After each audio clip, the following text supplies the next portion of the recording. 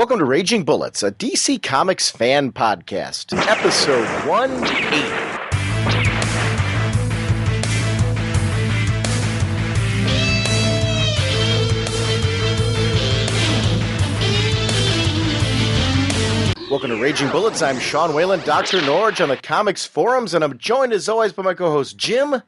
When is this ship supposed to self-destruct? It was set to explode in 4 minutes total time.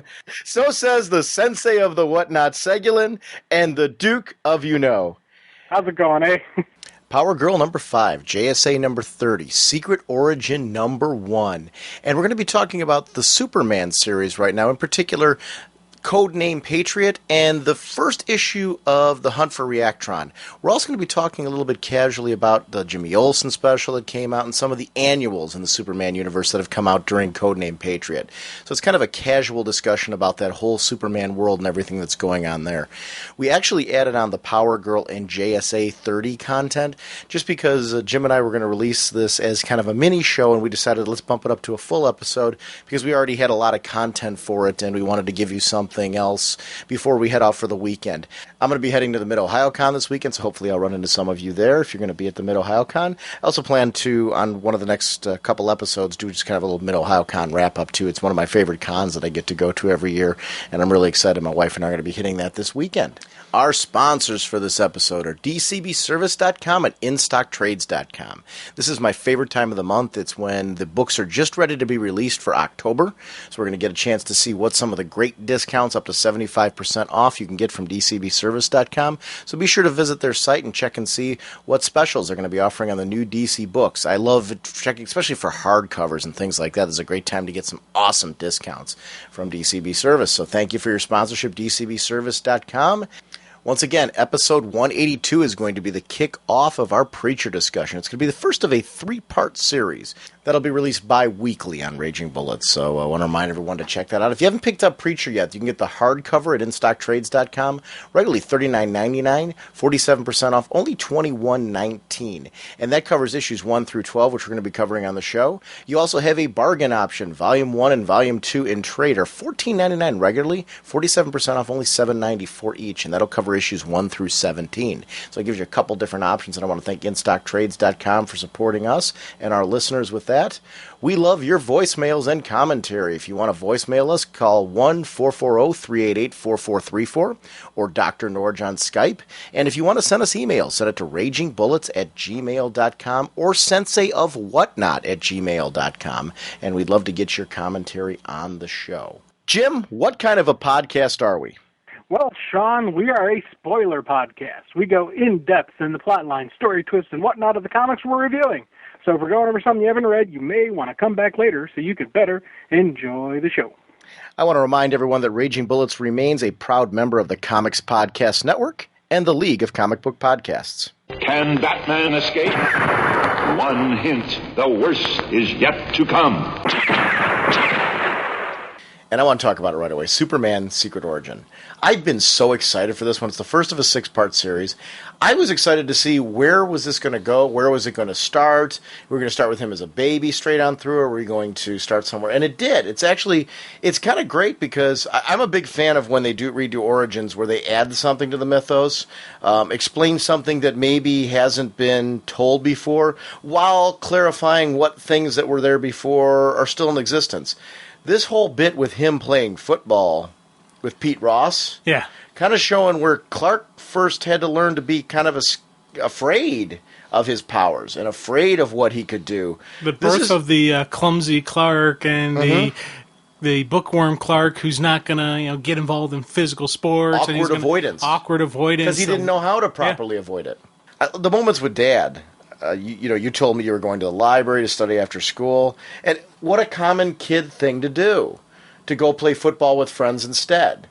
And poor Pete, though. It's amazing that friendship still survived. Yeah.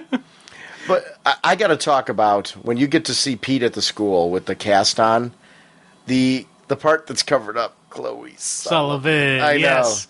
That is cool. I do like the Because I didn't notice it the first time, and you and I were talking on the phone. I'm like, dude, you see in the cast? I'm like, the cast? What? So and I'm like, oh my god. Now I got to ask you about I asked you about this on the phone, and it was probably an appropriate time to ask you about this. I kind of wondered partially if the girl with the purple top might have been because I'm looking where the pen is in her hand, and I'm like, is that her sign in that or not? I kind of take that. You know, I'll be honest with you. Part of the reason why I'm saying that is I desperately want to see her in a comic, even if it's just an Easter egg. But I'm not saying I'm 100% sold that it is, because there's nothing other than that, the fact that the name's on the cast to indicate that. But because this could have been that Jennifer girl as well. That's who I was thinking was signing it right then and there was Jennifer. Right. Yeah, and from the location of the pen, that's probably possible too. So I don't know. It is neat the fact that they acknowledge Chloe, though. So I like seeing him with Lana here. And actually, I like seeing kind of the distinction of how Lana is different than Lois. Just how their experience, like she's the first one that has to experience his awkward behavior from like realizing his X-ray vision works. A lot of people, boys, girls, whatever, would have run away from him just because he's acting so strange. Yeah, he's acting like a weirdo. Yeah. Come on. That's adds to actually part of the whole Clark Kent thing with him not fitting in. So it's kind of neat to see this awkward teen, and just his whole, every time his powers are manifesting, it's something negative. And I like seeing that as a common trend going on with him. You know, with his well, not all of it. We see later on that the first time he found out he has some invulnerability was when he saved Lana's life from a Thrasher. But just now, where he tackles Pete, Pete breaks his Thrasher? arm. Yeah. Thrasher. Thresher. You say tomato, I say tomato. It's all the same. Right. But here it's once again with the broken arm, and he sees the bones, he sees their skulls, and it freaks him out. And it's just, I like seeing that awkwardness. It's, traditional thing going on with, the maturity as, kids are growing older, as you're, reaching puberty, as things are changing, voices dropping and whatnot, all those goofy, teen adolescent stuff. He's got to deal with the fact that heat vision comes out of his eyes. Ben Hubbard's field, is that something that was pretty traditional in the comic? I know it was on Smallville. I don't know. I don't know if your history of Superman, if you know any of that. Actually, if anybody knows. Yeah, I do not. I thought it was kind of, I noticed the Ben Hubbard's reference immediately from Smallville. I've read a lot of Superman, but I admit I haven't read every issue of Superman, so I don't know if he is a character. Because I've read this, Silver Age issues from flea markets that I've gotten straight on through to present day. But it's been broken, except in the 80s when I really started seriously reading Superman all the way through. So I'm curious, anybody knows historically, was Ben Hubbard's farm something that was introduced on television? Was it current television, past television, or is it something that was, I don't know. I get into little Easter eggs like that. Now, we got one thing we got to talk about is just the artwork, because we're talking about how clothing, but the artwork is details. Absolutely beautiful. Yeah. I've actually on past episodes and had comments on Gary Frank's art, and this is just absolutely beautiful. This is just something I was like, oh my god, I love this. And the thing that really gets me is every time they show the close up of Clark, you start seeing more of the S curl come down. And you look at his face, and he looks like a young Christopher Reeves. I love that. I was like, yes. One of the things that I enjoyed his artwork when the Birds of Prey originally kicked off, the original run with Chuck Dixon. Gary Frank was doing the artwork on that, and I really liked it. I remember it was something that stood out for me. I remember him from the Hulk as well. But I also, a series that I really enjoyed his artwork in was Midnight Nation. It was by Top Cow. It was by Straczynski, who's currently doing Brave and the Bold. And I really enjoyed his artwork in that series. I've always liked him. And I mean, I'm not saying, everyone's got different tastes in art. Art's very subjective anyway. But he's a guy who I've just always really enjoyed watching his growth and development. Supreme Power over at Marvel I thought was really cool with him as well. So obviously this is an artist I follow. Yeah, somebody who I like his work, so I tend to follow what he does. Really? I can't tell, Sean. No. What do you think? Do you like him or... Yeah, but this is a great example, though, of I think some of his best stuff, and I think it's great because this is something like Birthright, like Man of Steel. I think these iconic retellings of Superman's origin, it's really important for these to be nailed and for them to get them just right, because these are things that are going to be in print for a while. Because I think even though Birthright, now you can argue, well, Birthright's out of continuity, Man of Steel's out of continuity because this has been changed, there's still great stories. I just recommended Birthright to one of our listeners who PM'd me and just said, hey, I'm getting into Superman right now. What are some stories you recommend? I said, Birthright, it's great. And Birthright's a great story, whether it's in continuity or not. This sequence with him kissing the heat Lana, vision. I always like that. I did, yeah. They did it in the Smallville. They're doing it here. I love the fact that it's just that, when she kisses him, he's like, ah. But I like that she saw it. Yeah. She was there for it. And you actually see her reaction afterwards, where it's something that she really has to think about, and she's not sure how to react to it. Now, how do you like the fact that he's wearing the red jacket and blue shirt? He's dressed like Smallville. You look at him; he's got the red jacket, the blue T-shirt underneath. It's like I wonder, is it being done that way intentionally? Sure. Sure. Of course, it's being done that way. What do you think of it? I like it. Oh, I love it, dude. I think it's a great usage of when we first saw it in Smallville. I thought that was neat that explained why he's using bright red and blues and just that. And let's do it this way though. I've heard this go both ways, and I can understand both sides of the argument. I've seen criticisms before that one of the things that people don't like is when they're borrowing too much from the movies. They're saying, and too much from TV, in the sense that the look of Clark, for example, being so close to Christopher Reeve, the changes to the look of Jor-El being more film-like and things like that. Do you prefer that? Or do you prefer him to have more of a comic book look? Or do you not really care? It's great art, it's just their interpretation of the character. What is your kind of take on it? Do you have a preference? I don't know if there's a right answer. There really isn't a right or wrong answer here. I think everyone has their own take on it and preference, but what is yours? I like the appearance similar to Christopher Reeves, but I do like when they draw him a little bit more muscular, a little bit bigger, because Christopher Reeves was in good shape, but he wasn't a bodybuilder. He didn't have. He looks great in those movies, though. Yeah. Oh, yeah. But he was in shape. He looked like someone who was fit. I like Superman just a little bit bigger, and that's why when they show him and when they show Clark hunching over and kind of maybe even pushing out his gut a little bit so he looks fat, and just to give a physical difference between Clark and Superman, I like that. But whenever they show and they do a close up on the face and it looks like, I'm like, yeah. I like that it's a nod to the man who really just, still envisions, as a Superman. Tom Welling as Superman, Clark Kent is great and wonderful. I'd love to see him in the cape and tights and see him Superman on the big screen.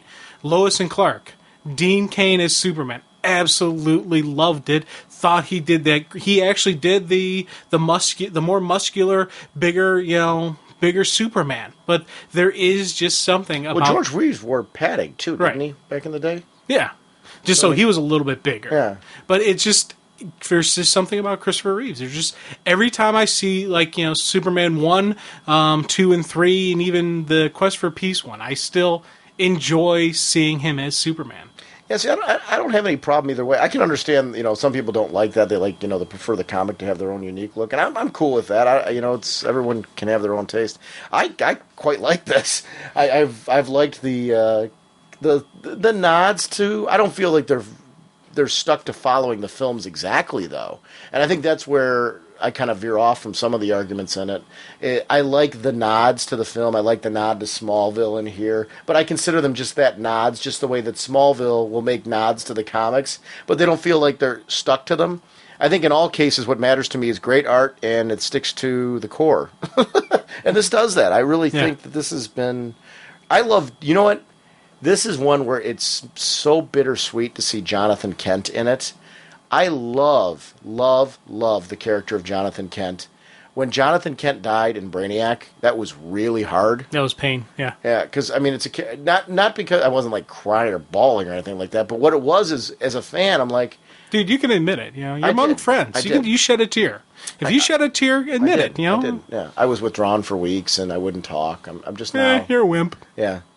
Yeah, and really, I wouldn't podcast anything. No, but the honest truth is, it's a character who I enjoy reading as much as possible. And Blackest Night Superman #2. I read that one. I have to put a spoiler warning for that one on this one. Did you already read that? Yes, I did. Yeah. No Jonathan Kent.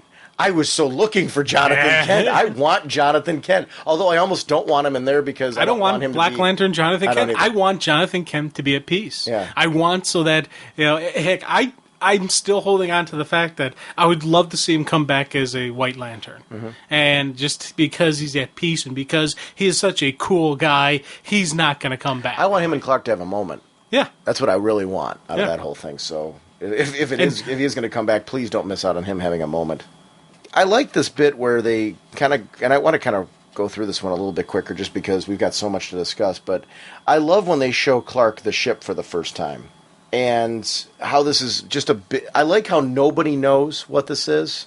Yeah, it's just, they're still trying to figure out, and it's going to be something that they're going to learn along the way with him. And, especially when Clark touches the ship, that's what activates it. And my favorite sequence, this is a great attention to detail, attention to reality. I'm adopted myself, and my parents are my parents. The parents that adopted me are my parents. I mean, they raised me. I'm who I am because of them. Better for worse. Yeah. I'm sorry. Let's put it this way: the good things about me are because of them. But this bit where Lara says this, or Jor-El says, "This is Lara, your mother," and you see the look on the face of Ma Kent. Yeah, that's my mom. Yeah, I so totally related to that because my brother went through an experience where he met his birth parents, or his birth mother, I should say, through the birth grandmother, and I know that was very hard on my mom. And it would be, and that's just like actually a wonderful thing where you're seeing this in this comic that he's dealing with that, and then even when Clark lashes out and he runs away and he's like, "I just want to be normal. I want to be Clark Kent. I want to be your son." And Jonathan being Jonathan is sitting there like, "You are my son." And I was just like, and Clark's lashing out to that where it's a thing like, "Who am I?" You're my dad and all that, and latching onto all that. That's stuff that, I found out when I was really young, and it was something that it's a very tricky thing sometimes. It's like, do you want to know or do you not? I mean, now I'm very glad I know because I'm very comfortable with it now, and my sense of identity and how that all works. But everything Clark was going through here, I'm like, I so totally relate to this on so many levels. And it was so brilliantly written, his lashing out. I wish I had heat vision when I was a kid. I can think of probably many people who are glad you didn't. Yeah, that's probably a good thing too, because it would have been more than just me lashing out like this. Dude, you the practical jokes you would have played with heat vision. Oh yeah. Wait, then? Not just then. It would have been now. But when he ran away... Wait, hold on. You'll do practical jokes with heat vision, but you won't walk on water and pretend to be Jesus. No. Where's the line? Come on. I think that I'm not ruining anybody's religion there with practical jokes. These crystals. I liked how this turned into the whole bit with the glasses. You see the couple falling off here when Clark's saying go away.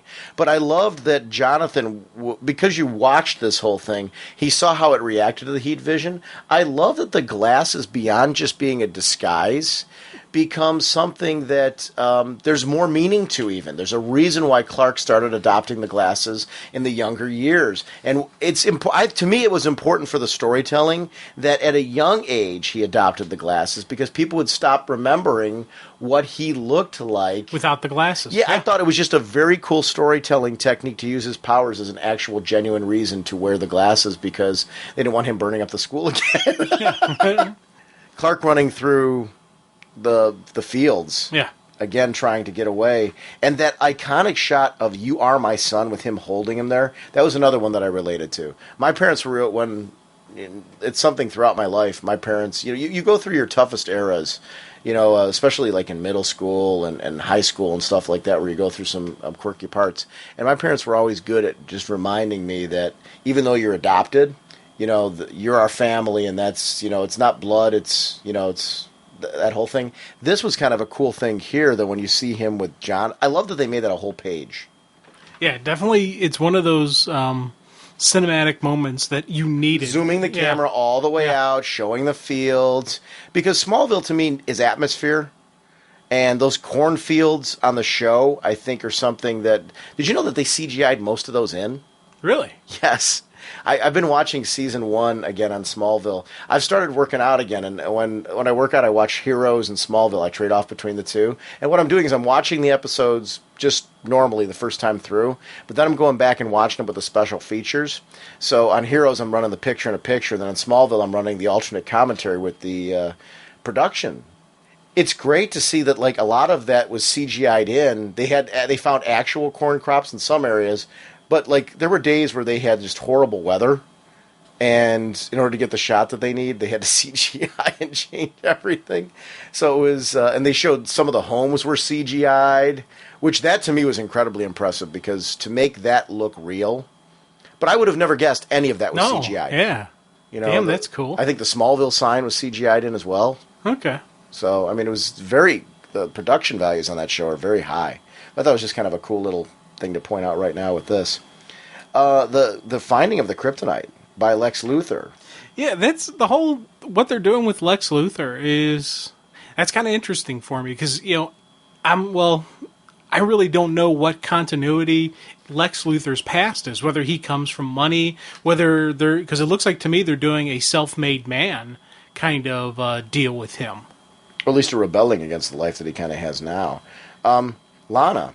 That's Lana, right? That he was running away from Lana's house? Is that who it is? You get back here, I'm not finished with you. Is that Lana? I took it that maybe it's his house. That was Lex's house he's running from. Oh. That's how I took it. That's why I'm saying I don't know if I think Lex is doing the self-made man type thing where he's the son of some heavy drinker who's not a multi-billionaire. And he's going to be, when he becomes Lex Luthor, he becomes this, you know, multi-billionaire because of who he is. Wow. That's how I'm taking it. Well, that kind of makes sense. I was wondering who that girl was. So who's the girl? Sister that we never knew of. That probably, I'm going to guess, dies. And that's like the birth of the hatred between Lex and Kryptonians. Wow. This is my guessing. See, I don't see it. I don't know if I see it going that way. Well, I want to know who the girl is, though. Well, that kind of makes a lot of sense because when we see Lana over here, it clearly wasn't her. I don't know. It's interesting.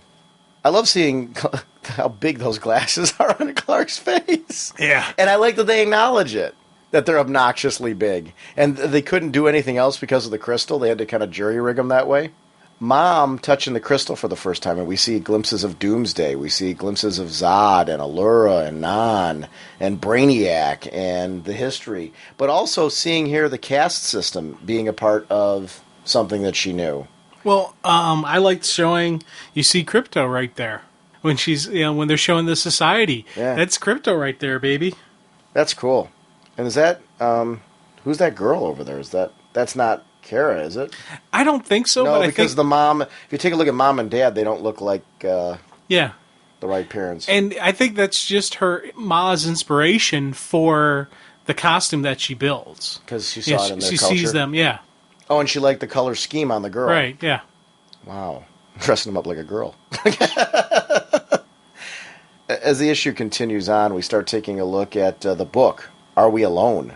And that Luthor has this obsession with aliens and outer space, and you get to see his mind that works, that he is the scientist, and that he considers himself intellectually superior to everybody. Yeah. And he's like, I've already memorized them, the ones that I actually just, it's like I'm just getting rid of the trash, and he completely is dismissive to Clark, and I thought that was a neat little kind of touch to it. And when he first pulls out the kryptonite, bam, Clark has the immediate reaction, once again furthering the clumsy Clark as he knocks it over.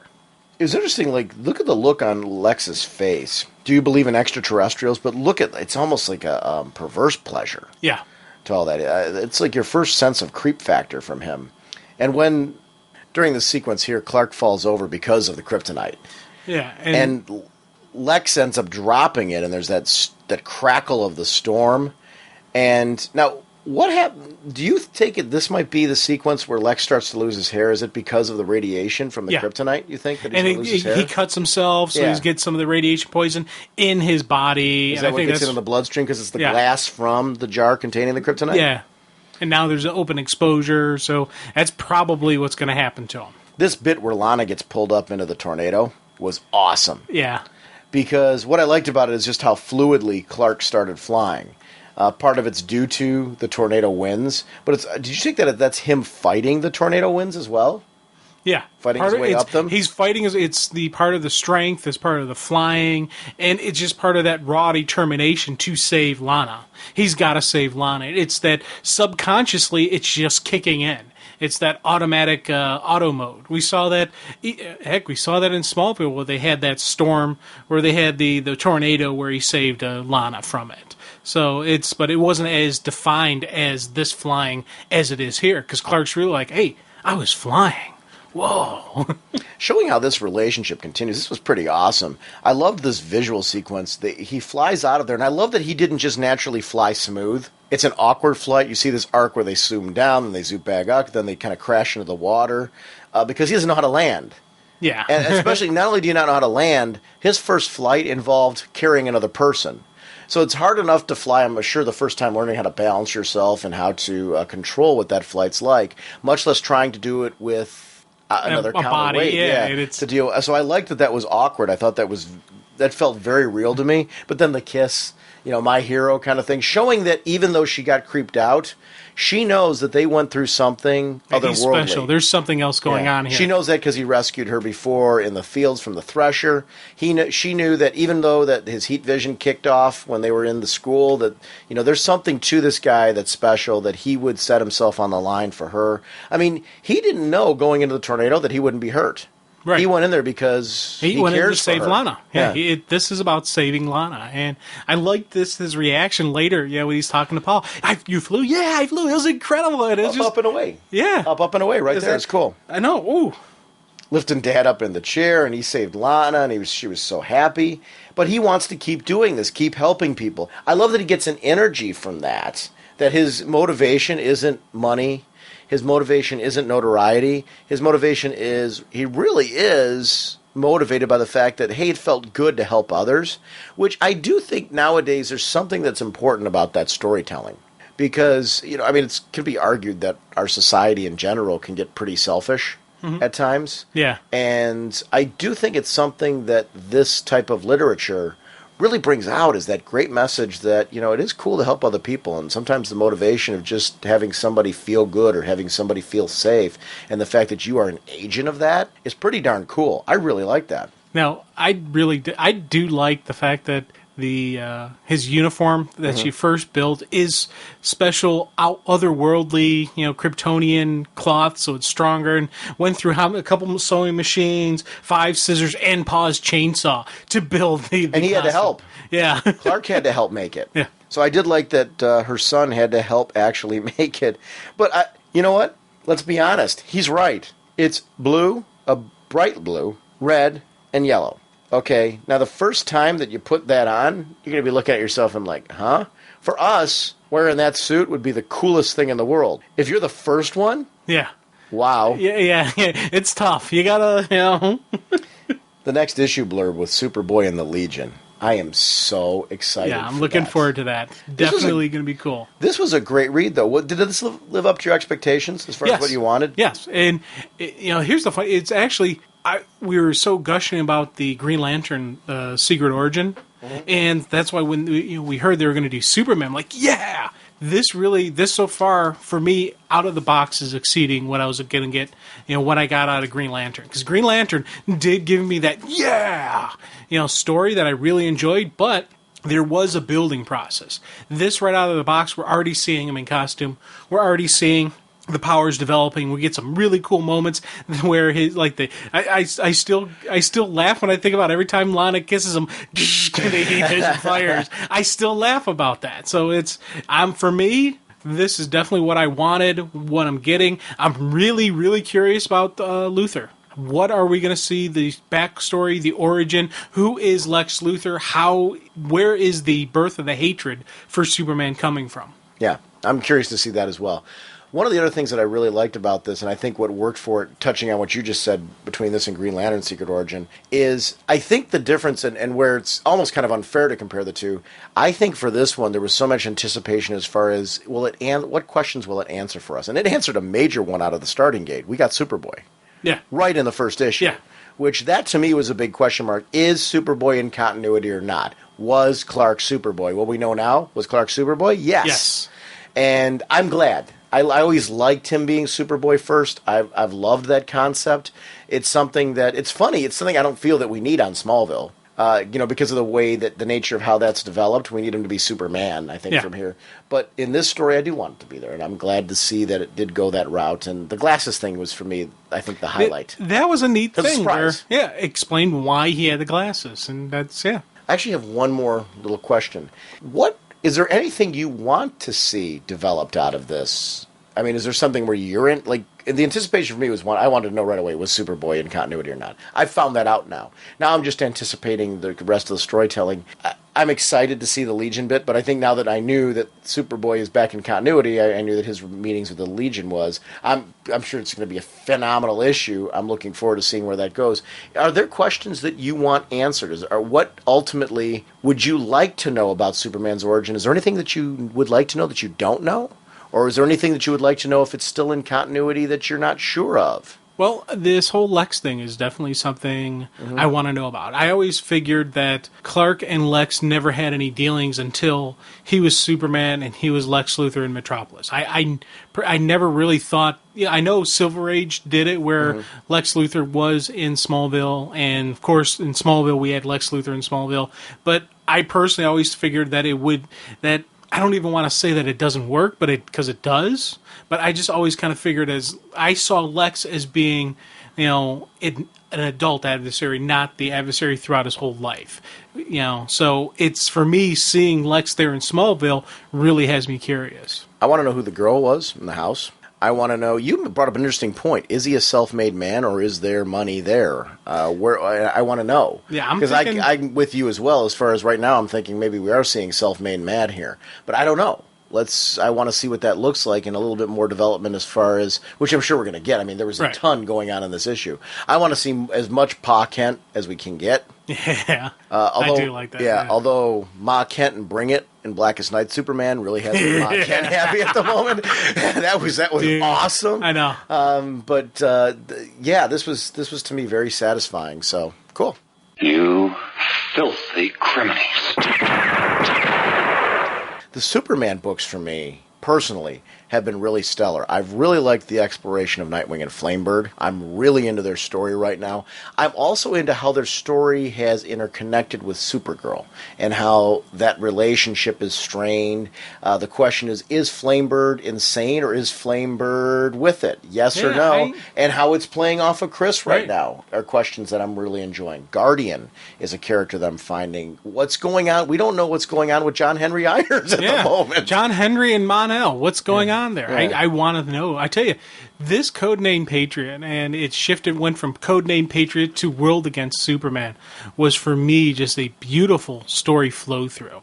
I absolutely, I'm a Lex Luthor villain guy. Love Lex, but guess what? General Lane is once again on that same level of villain. He, for me, is a perfect example of a zealot.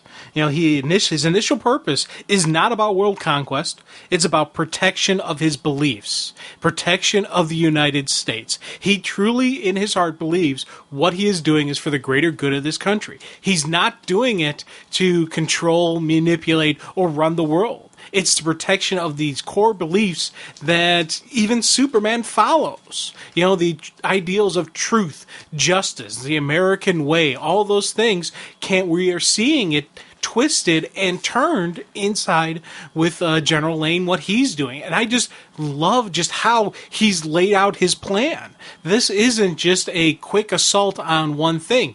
He's building on peace, on peace, on peace, on peace. Throughout this whole Codename Patriot bit, he was doing the perfect way to break down a hero. Isn't to break down the hero, it's break down the hero while you introduce a new one.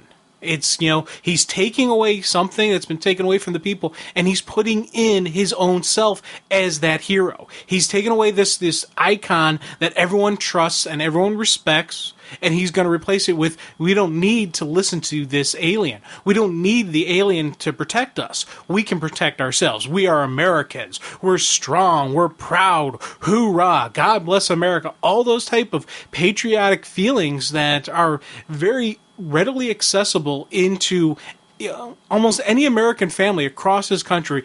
Bam, you kick on that patriotic mode, it kicks in automatically. We've seen anytime there's any type of tragedy throughout the country, first thing you start seeing is the flags flying in people's yard. The first thing you see, it's that everyone turns to that, we're down now, but guess what? We're going to come back, and we're going to come back stronger. We saw that Pearl Harbor, 9/11.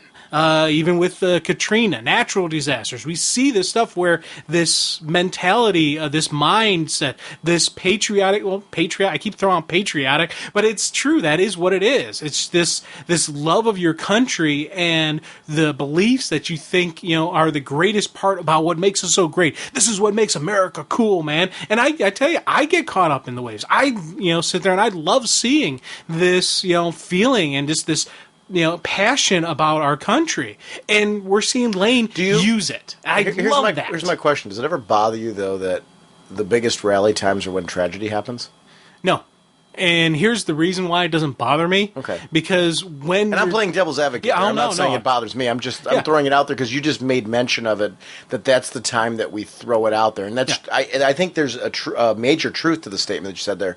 The most of the time we'll see it, unless it's a day like Independence Day or something like that, where it's a national holiday where we all throw out our flags anyway. But I mean, see, it doesn't. Tell me why. I'm just. Curious. It doesn't bother me because it's kind of like. When we're at our darkest, when we need help, we turn to ourselves. And it's that kind of, motivational, self-motivation. We got to pick ourselves up. I would personally love to see, after the event, the flag still flying. That's what I mean. I would personally rather want that. But when I do see this patriotism, when I see that, I'm not upset by it. No, not at all. I think it's... No, I guess maybe I should rephrase that. I meant...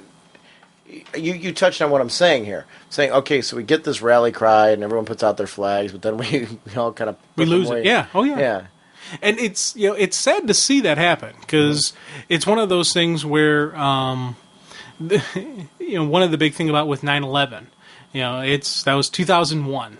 There are people who probably wouldn't be able to tell you what year it was. And it's and that's for me is a really sad thing because that's a significant event. It's like not knowing Pearl Harbor was 1941.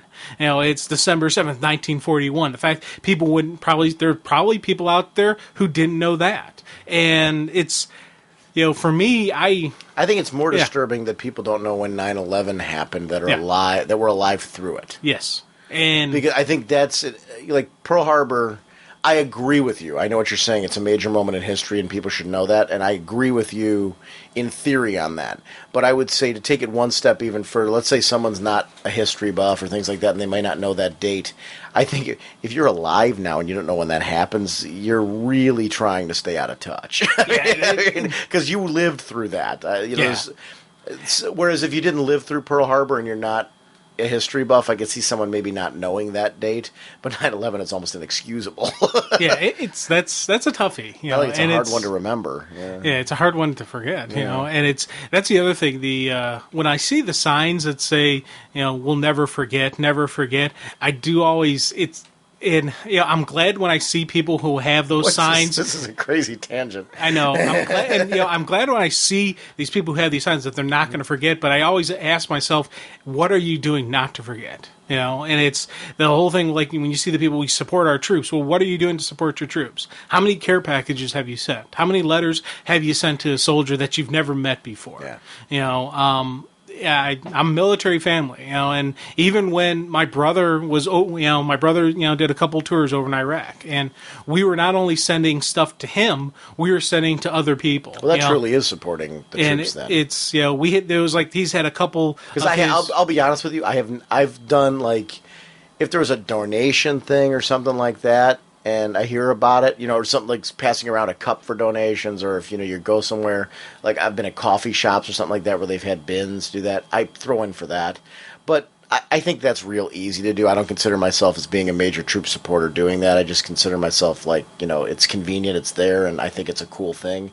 I haven't done what you've done to support the troops. No, and wait, let me just clarify that and saying, but I don't go around saying either that, hey, I'm supporting the troops, I'm doing all that. I support them in the sense that morally I'm all for the troops over there, and I'm so impressed with people that choose to do that and enlist and volunteer, and they take those steps, because I have no military background. So I know that it's something, I never had an interest in being a part of. I have a ton of respect for, but I don't have a knowledge base about our troops, and what they've actually gone through, the training they've gone through for where they're at. And I'm not going to insult them by pretending I do. Because I think that is an insult for me to sit there and say, well, geez, yes, I'm an expert on what they do and what they've been through and all that. That's an insult to them, I think. And for me to pretend that I've done more to support them than I have is also an insult to them. And anybody listening, if you haven't sent anything over there or you haven't done anything like that, I'm not trying to make you feel bad. I'm not saying you're a bad person. Right. Here's my thing, though. If you haven't, there's a lot of different websites out there. You can find, there's various ways you can, throw support out there. You can send a letter. There's multiple, and I wish I had websites off the top of my head, and I don't. But you can find those ways to, help out the soldier. Do you have ones that you know of? Not off the top of my head. I'd have to. No. I'm not up. saying off the top of your heads. I mean, do you have access to legit? That probably. Know are legit. I got to be honest with you. Part of my skepticism nowadays is you hear all the time about these scams out there as far as things not going where they truly are, and some things it's a business and they take a ton of profit off it. Some of it actually does go to people, some of it doesn't. Money donations, really no. For anything like that, there's ways you can get. There's like a generic addresses you can ape their it's an APO address, and they have just for any soldiers who are not getting mail, and it's just you're sending out a letter, you're sending out a package, and it's just kind of like hey, we're thinking of you still. I would be interested in that actually. Yeah. I've got to be honest with you, that kind of thing I would love to do. Because I haven't. I honestly, I'll admit my ignorance in the sense that I don't know what somebody would need me to do. But I couldn't imagine being over in Iraq doing that. So I would love to do something like that. So if you get that information, I'd actually love to post on the website or something like that. But I don't want to post on our website unless it's something that we know is legit. Oh yeah, I'll get. So if you give me something, with your family being in the military, I'm sure you can get that information, and I'd like to link it with our next show, just because I think we talk about the troops plenty on the show, and I will admit my own ignorance as far as what to do, and that's part of the reason why I haven't done much, is I really don't know what to do. So it'd be kind of fun to have that discussion. Anyway, it's funny how Superman. You brought up patriotism with Superman, and I thought it was kind of funny. One of the books that I really enjoyed that just came out was The Shield.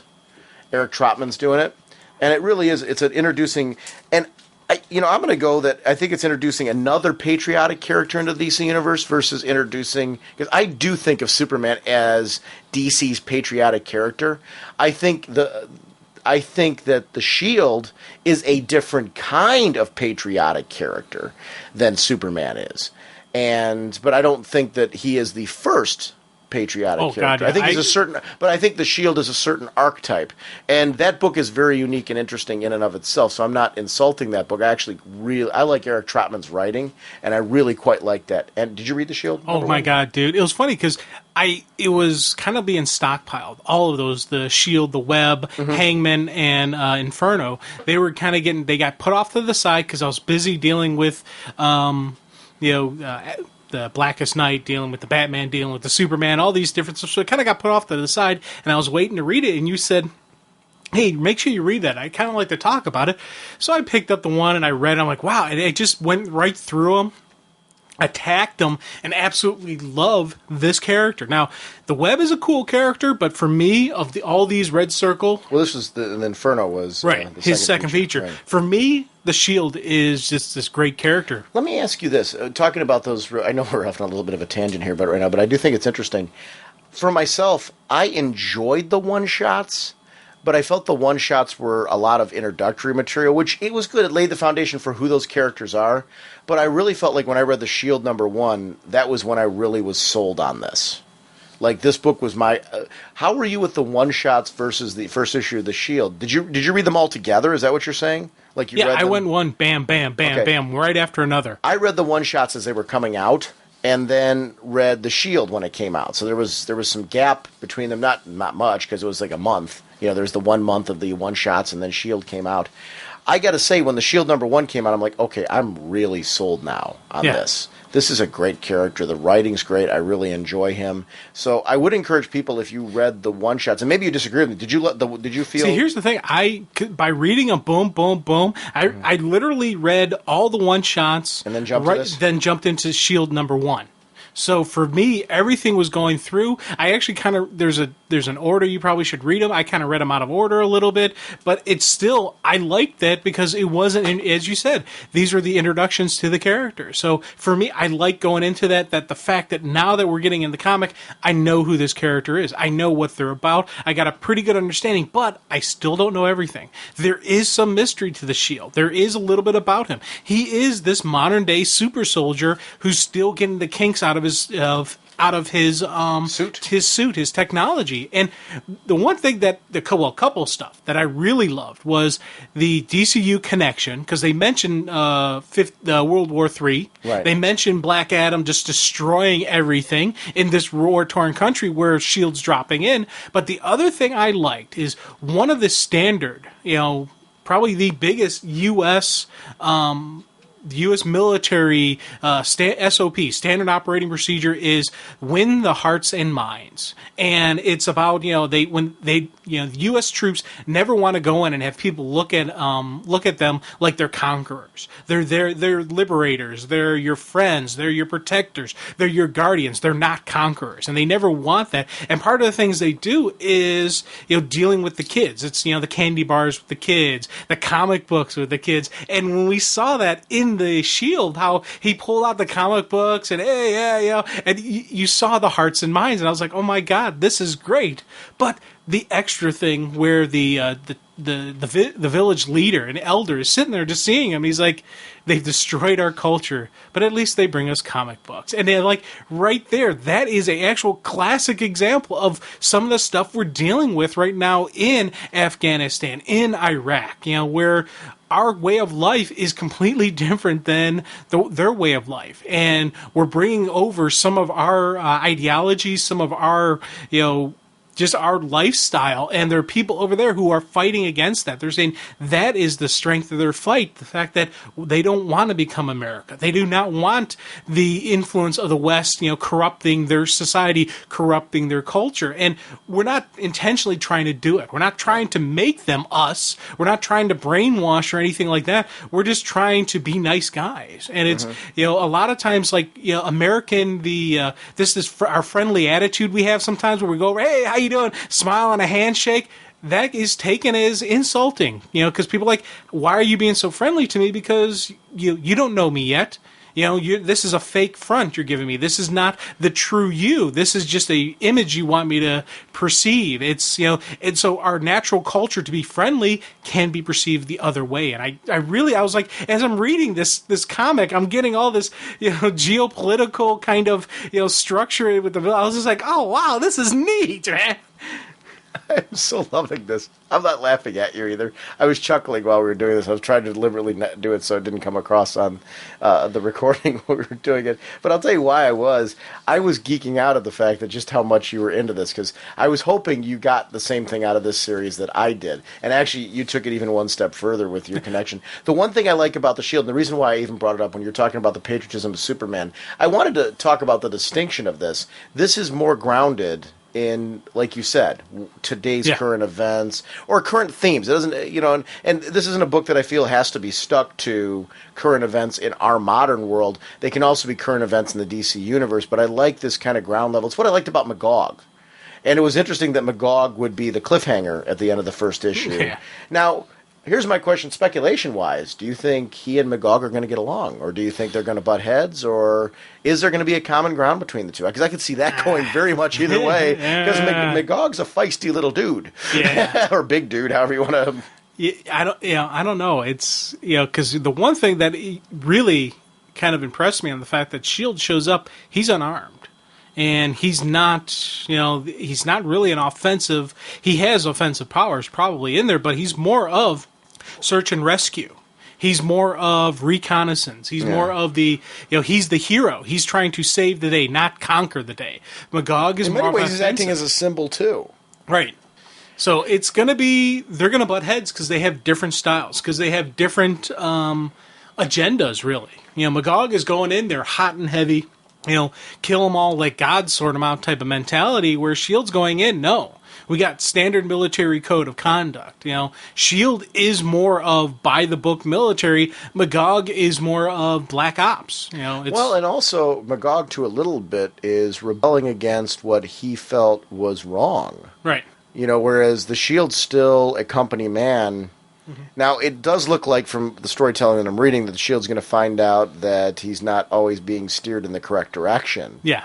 But I do think, though, that he very much wants to go down the righteous path, so to speak. He's being a good soldier. Yeah. He's following orders. And, right now, his orders do not conflict with his moral judgment. Mm-hmm. And that's actually, for a soldier, that's, probably one of the dream stuff. When you're doing this stuff where you're actually being able to do the missions that help people and save lives and are part of that golden image you have in your mind of what the military should be doing. He's getting a chance to do that right now. The question is going to rise up when they have more of the covert ops they're going to want to deal with. Things are going to get a little bit darker for him. Will he still do that? Will he start rebelling against his authority when he starts learning the history about his father? And when he starts learning what is actually going on in his life? That's going to be the question. That's where you get the difference between the good soldier and the hero. The good soldier and the vigilante. Which is his path going to be? And that's the thing I'm really looking forward to in the future of S.H.I.E.L.D. Right now, I'm digging the fact that we've got this soldier. He is, this is 100% military, through and through. Hoorah, Army, go. And what's going to happen, he's regular Army now, but what's going to happen when things kind of shift for him? That is the anticipation I have with S.H.I.E.L.D. Inferno. Just as long as we're on that book in particular, if we could get just a few pages on it. I like these. It's another co-feature. I really think Inferno was the right choice as a co-feature. That's not a knock on it. I'm enjoying it. But I think it's a character that I think works right now as a co-feature and develops some attachment. I loved seeing Green Arrow appear in it and his role. How Inferno right now is looking possibly to the public like he might be, especially with the nature of his powers, like he could be a villain and a threat. So Ollie's coming in and trying to contain the situation. So it'll be interesting to see what that relationship goes like. I liked Inferno so far, though. It's one that I do think, though, I don't know if you agree with me, I think that was a great choice as a co-feature. Yes. I think it's a character who will do much better there. So I think, and definitely in how the Hood, Hangman is the other co-feature. I think those are the two characters. Definitely interesting characters, but I think they're better as the co-feature instead of the lead. I love that the fact to talk about patriotism, that was completely away from Superman. Anyway, back to Superman. You know what? I got a question before we jump back into your notes where we left off on Superman. The Jimmy Olsen Special was one. This is the second one. I really, really enjoyed this, and maybe I'm jumping ahead with where you wanted to talk, and I apologize if I am. But James Robinson, Bernard Chang, and just the whole creative team did a really good job of kind of recapping the relationship between Mon-El and Jimmy so far, bringing Natasha Irons into this, but this concept that Jimmy's getting too close. Jimmy went off as an investigative reporter. He's not giving up the story. He's already been through a whole lot of danger, and he's continuing to follow that danger. And to the point where throughout the story, he gets super close and starts to realize who is behind the scenes of everything and who's running the show. And they want to keep Jimmy quiet at this point. Yeah. Hey. So they do. They shoot him. Now, Jimmy, dead or not? What do you think? No way. I agree with you, actually. I'm not sure how he's going to survive. I think Mon-El. I think Mon-El's reappearance is going to be the same time that Jimmy's is. That definitely could be. And, here's the thing. One of the biggest gripes, and it's something it's kind of tainted my enjoyment of Countdown, has been the treatment of Jimmy Olsen. When that whole thing started with Jimmy, about Jimmy Olsen must die, I was like, yes, kill him off.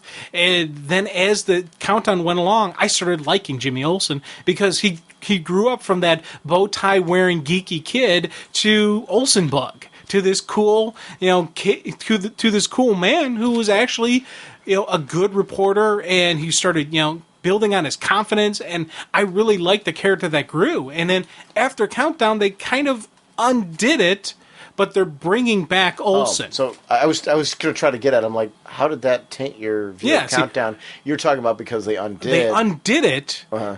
And that's going to hurt my count, because I'm like, right. Countdown did this great thing, but because now you wanted it to matter. Right. Now they're bringing back Olsen, bringing back that cool person that I started enjoying. And I'm definitely I ate up that Jimmy Olsen special, the first one, and then this one where we're seeing more of the investigator. We're seeing less of the Jimmy Olsen, more of the James Olsen. And same thing with you, how just his relationship with Mon-El's now growing, and definitely going to come back. And I like the fact have him come back with Mon-El when Mon-El makes his reappearance, because I want to see how Mon-El survives. So it's funny because this Patriot, and I tell you, word of advice to anybody: sit down, read Codename Patriot beginning to end, because this flow through was just absolutely beautiful. It was just this well orchestrated and calculated plan by Lane to not only take this anti-Kryptonian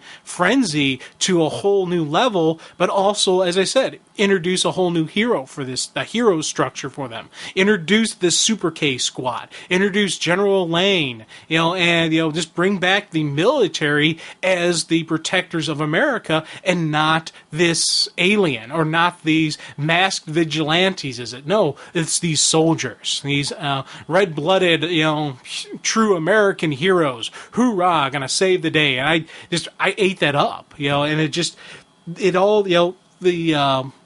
the Codename Patriot, really, for me, the story begins, of course, with the assassination attempt of Zod by Ral Dar. And I thought that was just right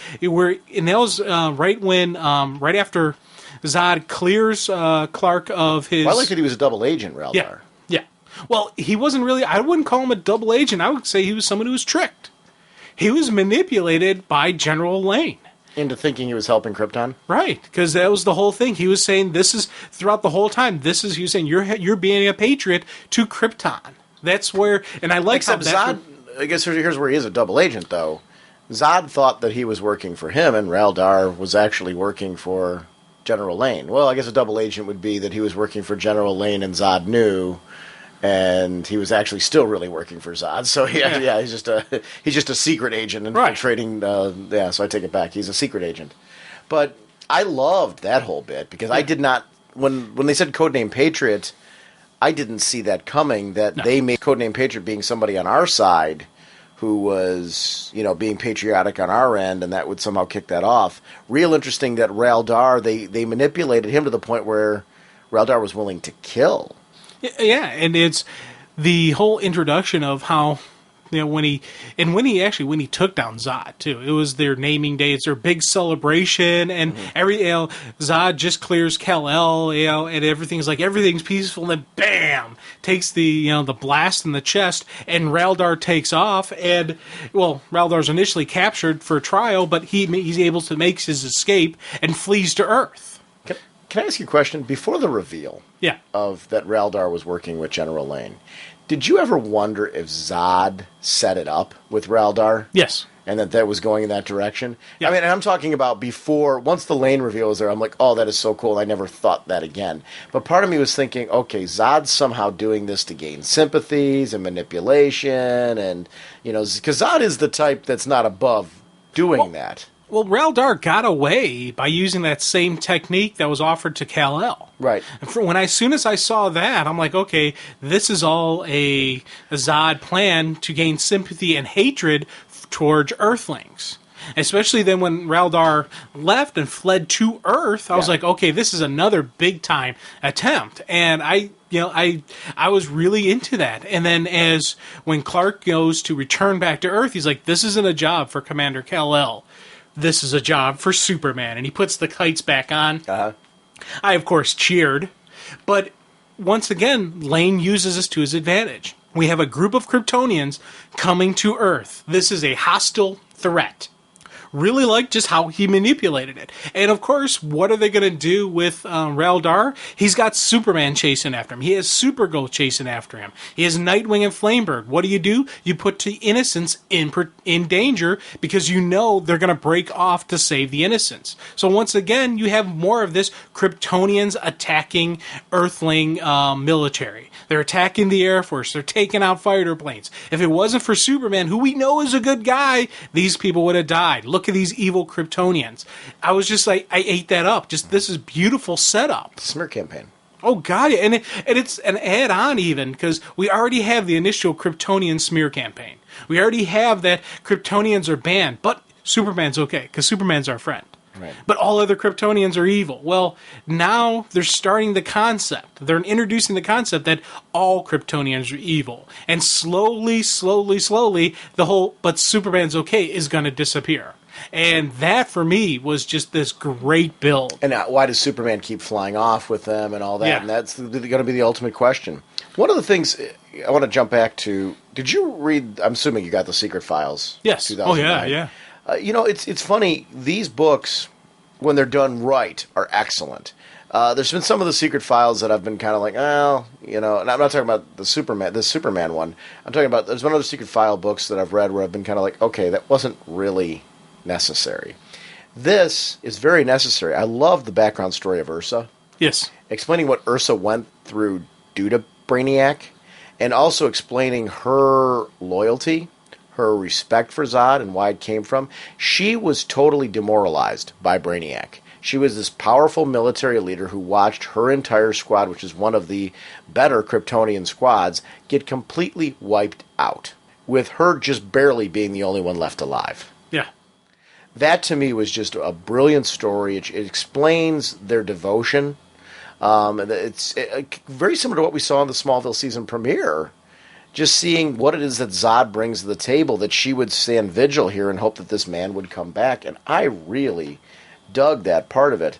I also liked seeing our Billy Harper, Officer Harper, and our good friend, a.k.a. Jonathan Kent, kind of getting a chance to see more of what he's doing when he's in his civilian identity. Yeah, it's a good way to get us to know just more about Mon-El, because our time with Mon-El is going to be limited. It's going to be, we got a couple more months of this. Now, with him being on the new JLA team, I think we're going to get a little extension on Mon-El, but his time is technically limited with us, with, the whole lead poisoning and just everything that's going on with that. But would you be against them finding a cure for it and him sticking around longer? No, not at all. Because I like him. Yeah, I dig the character. I think for me, it's all about the story. I'm going to jump around a little bit. Seeing as we're on him right now, I want to jump around a little bit. His origin story in the annuals, another great example of what we were talking about in Secret Origins, how it adds something to the mythos. Finding out that his heritage is Daxamites came from Kryptonians. But the distinction between the two was Kryptonians were a conquest race. Daxamites were a peaceful, more of an exploring race who kind of realized they needed to stay away from certain cultures because they didn't want to corrupt them. They didn't want to, ruin those cultures, things like that. But then, a Daxamite crossed the line with a human. Yeah. And we got who we found out is Mon-El. Yeah, it's Mon-El's family. Yeah, and so he has deeper ties. Now, did you take it he knew? No, I don't think he knows. Right, but we know. We know, but think about when Mon-El had his stuff where he left Daxam, they were heavy into they're already heavy into the anti-alien culture. Right. So there's no mentioning or reference to any cross culture between Daxamites and humans, or Daxamites and anything else. There's only Daxamites. There's only Daxam. when Mon-El grew up. I didn't take it that it was Mon-El who was being born. I took it that it was Mon-El's bloodline was being initiated that way. Yeah, I take it that way. Okay, too. cool. I agree. Yeah, and I liked how they did still specify how it's not it's a Kryptonian, but it's not a complete Kryptonian who was able to mate with a human, because they're still keeping that whole Kryptonians and humans can't have kids. I do like that. But it is because of the way the Daxamite culture changed due to their breeding. Well, they were able to breed with the indigenous people. The Kryptonians were able to breed with the indigenous people which is of how the Daxamites were formed, which enabled right. this process that we're seeing now. Yeah. So Mon-El could. So Mon-El could, but Clark can't. Right. So that's glad to see that. So I like that they still acknowledge that in there. So they still keep it out there, because I don't know about you, I do want to see Lois and Clark have a kid, and I want it to be the miracle kid where they say, but this is impossible. Well, it's that whole true love has no boundaries. I agree with you. I kind of would. Well, I don't know. I guess what we saw with Chris. We saw them with a kid, so that was kind of cool. Yeah, I don't know that I necessarily need to see them have a kid. I liked the idea of the dynamic of exploring them raising a kid, how they did with Chris. Yeah. I don't know that we need to explore it again. Like, I like that Chris is that kid, and I'd like to see the continuation of that kind of relationship. I don't want to see Chris Kent, in my eyes, I don't want Chris Kent to die at the end of all this. I don't want him to die either. I've really grown to like him. I don't know that I necessarily need to see them have... I would have agreed with you prior to this storyline with Chris Kent, but now that we've seen it, I don't know that I necessarily need to jump to seeing it again, but I don't know. The right writer could convince me otherwise. Yeah. Supergirl and Thera in this Secret Origin, it was great. This is one where it was nice to see the background of that blood sisters, kind of choosing to be best friends relationship between the two of them, and how that history of Thera being a little bit more open to some of the things that she is now, being something that we do see glimpses of in the childhood, and it's nice to see kind of a history of that. This is one reason why I want to spotlight it is I just think, and then seeing Pete Ross and kind of what his legacy is and what he left behind. It's a great book if you just want to see some quick short stories, and then dossiers littered throughout of heroes and villains who are a part of it. This Secret Files, if you passed it up, I highly recommend picking it up, because I think it's a great supplemental read. It's nothing you need to have, but it's one of those, it's a nice little extra add-on things. It's like kind of like now you know the rest of the story. Plus, I think I'm enjoying Kara and Thera a little bit more because I saw how close of friends they were. These were blood sisters. These were best friends. And it was, you think back to your elementary and junior high and high school best friends, and they had that massive problem. Well, more than a massive problem. Her father died and she blamed her. So that's kind of a hard one to get over. But it's still, there is that background, that base of love and friendship between these two. So it kind of makes me want to see a reconcilement even more than what I want to now. Was just thinking about that. The Supergirl Annual, just talking about another backstory. It's the origin of Superwoman, and more important, it shows why Lucy would do that. Throughout her childhood growing up, she never was good. It was always Lois. Lois was getting the perfect scores. Lois was getting the prizes. Lois was the best writer. Lois was this, and there was nothing that Lucy was connecting with Dad on until she had the opportunity to be this perfect soldier when he needed one. Now, do you think, to me, I think Dad still felt that she was the throwaway daughter. That was why she was the one to be experimented on. Yes. So I mean, he totally used and manipulated her devotion. Knowing full well that, this is the girl that's always strived for his attention, and hey, he's got her where he needs somebody. And it's funny because, I completely agree with your sentiment, but I do understand just a lot of times with the military families, with the strong, domineering family archetypes, the police, probably firefighting and all that, just that, I want to say that macho type, alpha male type father mindset. One, I could see them having issues with only having daughters. So then you got to deal with the fact that he didn't have the son to live up his legacy. He didn't have his son, and it's wrong. I don't want any of our female listeners saying, hey, the daughters are cool too. Yes, you are. And if you only have daughters, that's wonderful. Hey, I'm glad to see you have a wonderful, happy family. But it's very realistic for me to see this type of thing. And when he's only latching on to the one that's the best, once again, it's that same type of, mindset of it's A or F. If you're not perfect, if you're not number one, second place is the first loser. It's that type of mindset, seeing, that coming from this general, that it made sense. And I love how that, as you touched on, how her motivation was the, Daddy, look at me, Daddy, you see? And it's, it's, there's a reality in that. Yeah, there's a definite strong reality in that. I don't think she ever got what she ever wanted. No, and I've known people who've had that type of dealings with their family. I'm very fortunate, and you're very fortunate, that our parents loved us for who we are, right, for what we are. The fact that we do this podcast, I know my folks think it's really cool that we do this. Some parents probably wouldn't be that, like, what are you doing? It's a comic book, grow up. My mom fully acknowledges it. My dad doesn't. Oh, really? Well, I mean, he'll, in fairness to him, he does, like, when I mentioned, he'll show interest, but, comics and stuff like that are not his cup of tea. My mom, on the other hand, she supports anything I do. Yeah. It's like, if I said I wanted to, travel around the world on a train, she'd support me.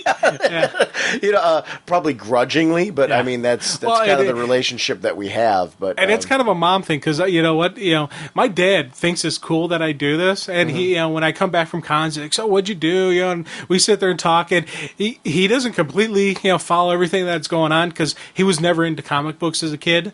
And my mom's the reader. My mom loves to read, and so she gets a little bit more into the comic book story. When I'm talking about some cool adventures that are going on, I usually will talk to Mom about it. But they're there for me. My mom is into my enthusiasm. Yeah. It's not that she's into anything else. And I mean, I love her dearly for that, because a lot of times when I need that one person, like, I get excited about something, and I need to be able to have that outlet to tell somebody. Because in our case, I mean, you and I record together, so we're not really a good outlet for each other on it, because we're here for it. But I mean, when we have a good episode or something like that, and I'm excited about it, we had a good interview, or we just had a segment that I was particularly proud of, and you need that close person to talk to. My mom's the go-to. Yeah, well, whenever I do my goofy spoiler warnings, Mom's the bounce-off person. I'll sing it for her first, so she's heard every single thing I've sung. So, sometimes she just shakes her head and going, oh, okay. Sometimes you feel like a nut. Sometimes you don't. Now, one of the things we're talking about just with this Codename Patriot and just the beautiful setup, I gotta say how much I loved the exposure of, and then the takedown very quickly of Nightwing, Flamebird, Mon-El, John Henry. They took out these heroes, and then they used them and set them up. I thought that was a beautiful power play. Not only everybody already hates them, so let's fan the flames a little bit. We take out Supergirl, we take out Nightwing and Flamebird, then we use magic to disguise people, make it look like they killed Mon-El. Mon-El, who's... And wait, not only that, make it look like to them... Yeah. That, because they did that little bait and switch where they made it look like to Supergirl and Mon-El that they were really chasing Nightwing and Flamebird. So they did a nice little switch there that even the Kryptonians that were involved, or the players that were involved that they wanted to do a smear campaign for, were thinking that those were. So they can't ever... And as to the current stories we're having... we're still having issues stemming out of what they did and how well they did it. They're still trying to figure that out. They're still trying to get the players together. But, and here's the thing, as it's going on, as we're getting this great takedown, we also have this cool bit where it's continuating the Raldar, power play. Did you say continuating? Yes. I was hoping you hadn't noticed. Hey, it's like 11:30. I'm going to notice everything just because I find it fascinating. Hey, what? Hey, believe me, I got marbles in my mouth right now, too, so it's really... But I liked how they set up Reldar. Because, they bring him, General Lane brings him to his base. They're sitting there, my buddy, my pal, yeah, you're a true patriot, son, you're a true patriot. Fanning the flames, and just building up, and then he lets him overhear how the president's going to sign off on an execution order for all Kryptonians. Beautiful play. Beautiful. I was like, dang, that is absolutely wonderful, because now we have an enraged Kryptonian flying off to kill the president. The espionage in all this and the political workings. It's one of the things that I've liked since World of New Krypton kicked off. Granted, that's seeing the Kryptonian politics, but seeing how the different politics on both worlds work. And you know what I also love? The reaction of this.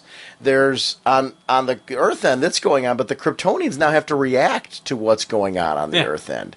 And do they do an all-out attack, yes or no? And what is that going to be like? And there's an interesting debate going on Krypton that, honestly, in the real world, we would see that on our end. There is a genuine threat to their people being posed by the people of Earth. Do they let them mount an offensive against them, or do they squash them now while the opportunity is present? What is the better move to do? And the political debate that goes on there with Clark, where Clark's like, we can't do this. It's going to be the extinction for both races, is really, and Clark's pretty much so while he's putting up an argument, they aren't listening to him. No. It really took Zod. Oh, yeah, that, for me, was just a great sequence of events. Because, you look at this, after everything that goes on, on Earth. Right. We have the whole Reldar shows up, Superman shows up to stop Reldar from killing the president, but Superman's not the hero of the day. No. General Lane and his troops show up. Bam, they blast this Kryptonian invader, kill him. Now, one, it covers up, loose lips sink ships. Reldar now cannot say what his involvement, how he was used and manipulated. Right. Clark knows, I just got to get out of here. So now we have Superman fleeing the scene. Plus, as he's leaving, there's problems on New Krypton he's got to deal with. And I loved how it went from boom, boom, boom, boom. There was never a moment for really logical, clear-headed people to sit down and speak. Everybody was gut reactions. We had Morgan Edge on the edge of reality or edge of sanity or however, edge of whatever. Edge of reason? Edge of reason, whatever. It's an edge of something, Edge of whatnot. Edge of whatnot. I like Morgan Edge. Yeah, it's bringing him back into this was brilliant because with him, with Cat Grant, you've got, because it's very natural on our news. If you flip from channel to channel, news channel to news channel, one of the things I like doing is watching different newscasts and hearing different takes. I like reading on the internet different takes because they're all putting their own personal agenda spin on them. Right, man. And I think it's fun. The best way to find out the truth is to listen to all of them, kind of soak them all in. And usually the commonalities between them is actually what the truth is, away from the editorializing. My parents, went and visited my aunt and uncle out in St. Louis, and out there they're very, very heavy into the very strong Republicans and very conservative on their political stances, so they're listening to a lot of the the more right wing newscasts. And Mom never really listened to some of them, and she's like, "Who is that? Who's the guy that yells a lot?" And just it was just seeing Mom deal because Mom deals with the local news. Mom likes her Channel 5 news where she just sits there and watches it. She watches Jay Leno, and she doesn't really have the strong political siding. She's got so she's got some of her. She knows beliefs. very much who she is. She knows who she is, but she doesn't. She never really gets called into the news and the adrenaline jockeys of the news broadcast. And both sides have this. Both sides have their strong champions of their cause who are going to say, "I am right and they are wrong, and here's why they are wrong, and you must listen to me." And you said your mom's a reader, though, so she probably likes to read up. Oh, on she candidates and topics and make her own decisions that way. She's actually one of those final last people who really like the newspaper. Same thing with my dad. Yeah. My dad likes to sit down because my dad's retired now, so he sits down. My wife gets a newspaper every day, and she loves it. I mean, I know, and that's where they get their news from. Right? Oh yeah. And they like the calmer, quieter news. So it was funny just. And there's a point to that. Yeah, and actually getting back to with Morgan Edge, we see him. We see that type of character, that personality, whether you're Republican, Democrat, liberal, conservative. Each side has that very strong, flamboyant, very loud and boisterous. This is what you got to do. This is who it. And both sides have it. Yeah. Both sides are saying the exact same thing, a little bit twisted for their own personal gain. I laugh when I hear people say, "Oh, the liberal media. Oh, the conservative media." Both sides have their own media outlet, dudes. There are very few people out there who are a true reporter who truly just reports the facts. Everybody has their spin on it. Everybody has ratings to deal with nowadays. Ratings are the king and the true guiding behind the news. But that's one of the things that I really love about this story is that it feels so natural in today's society that you could use the media to really trash even Superman. I know, and they started off with their trashing Supergirl. Very easy to trash Supergirl. She made some mistakes, but now they're slowly working towards going after Superman. You know it's coming. And on Krypton, we have the whole other side. You mentioned how they had that big council meeting, and the whole panel sitting there saying we must invade Earth. This weapon that was used to try to assassinate Zod was made on Earth. This is not a Kryptonian weapon. Right there, we're seeing a clear shot.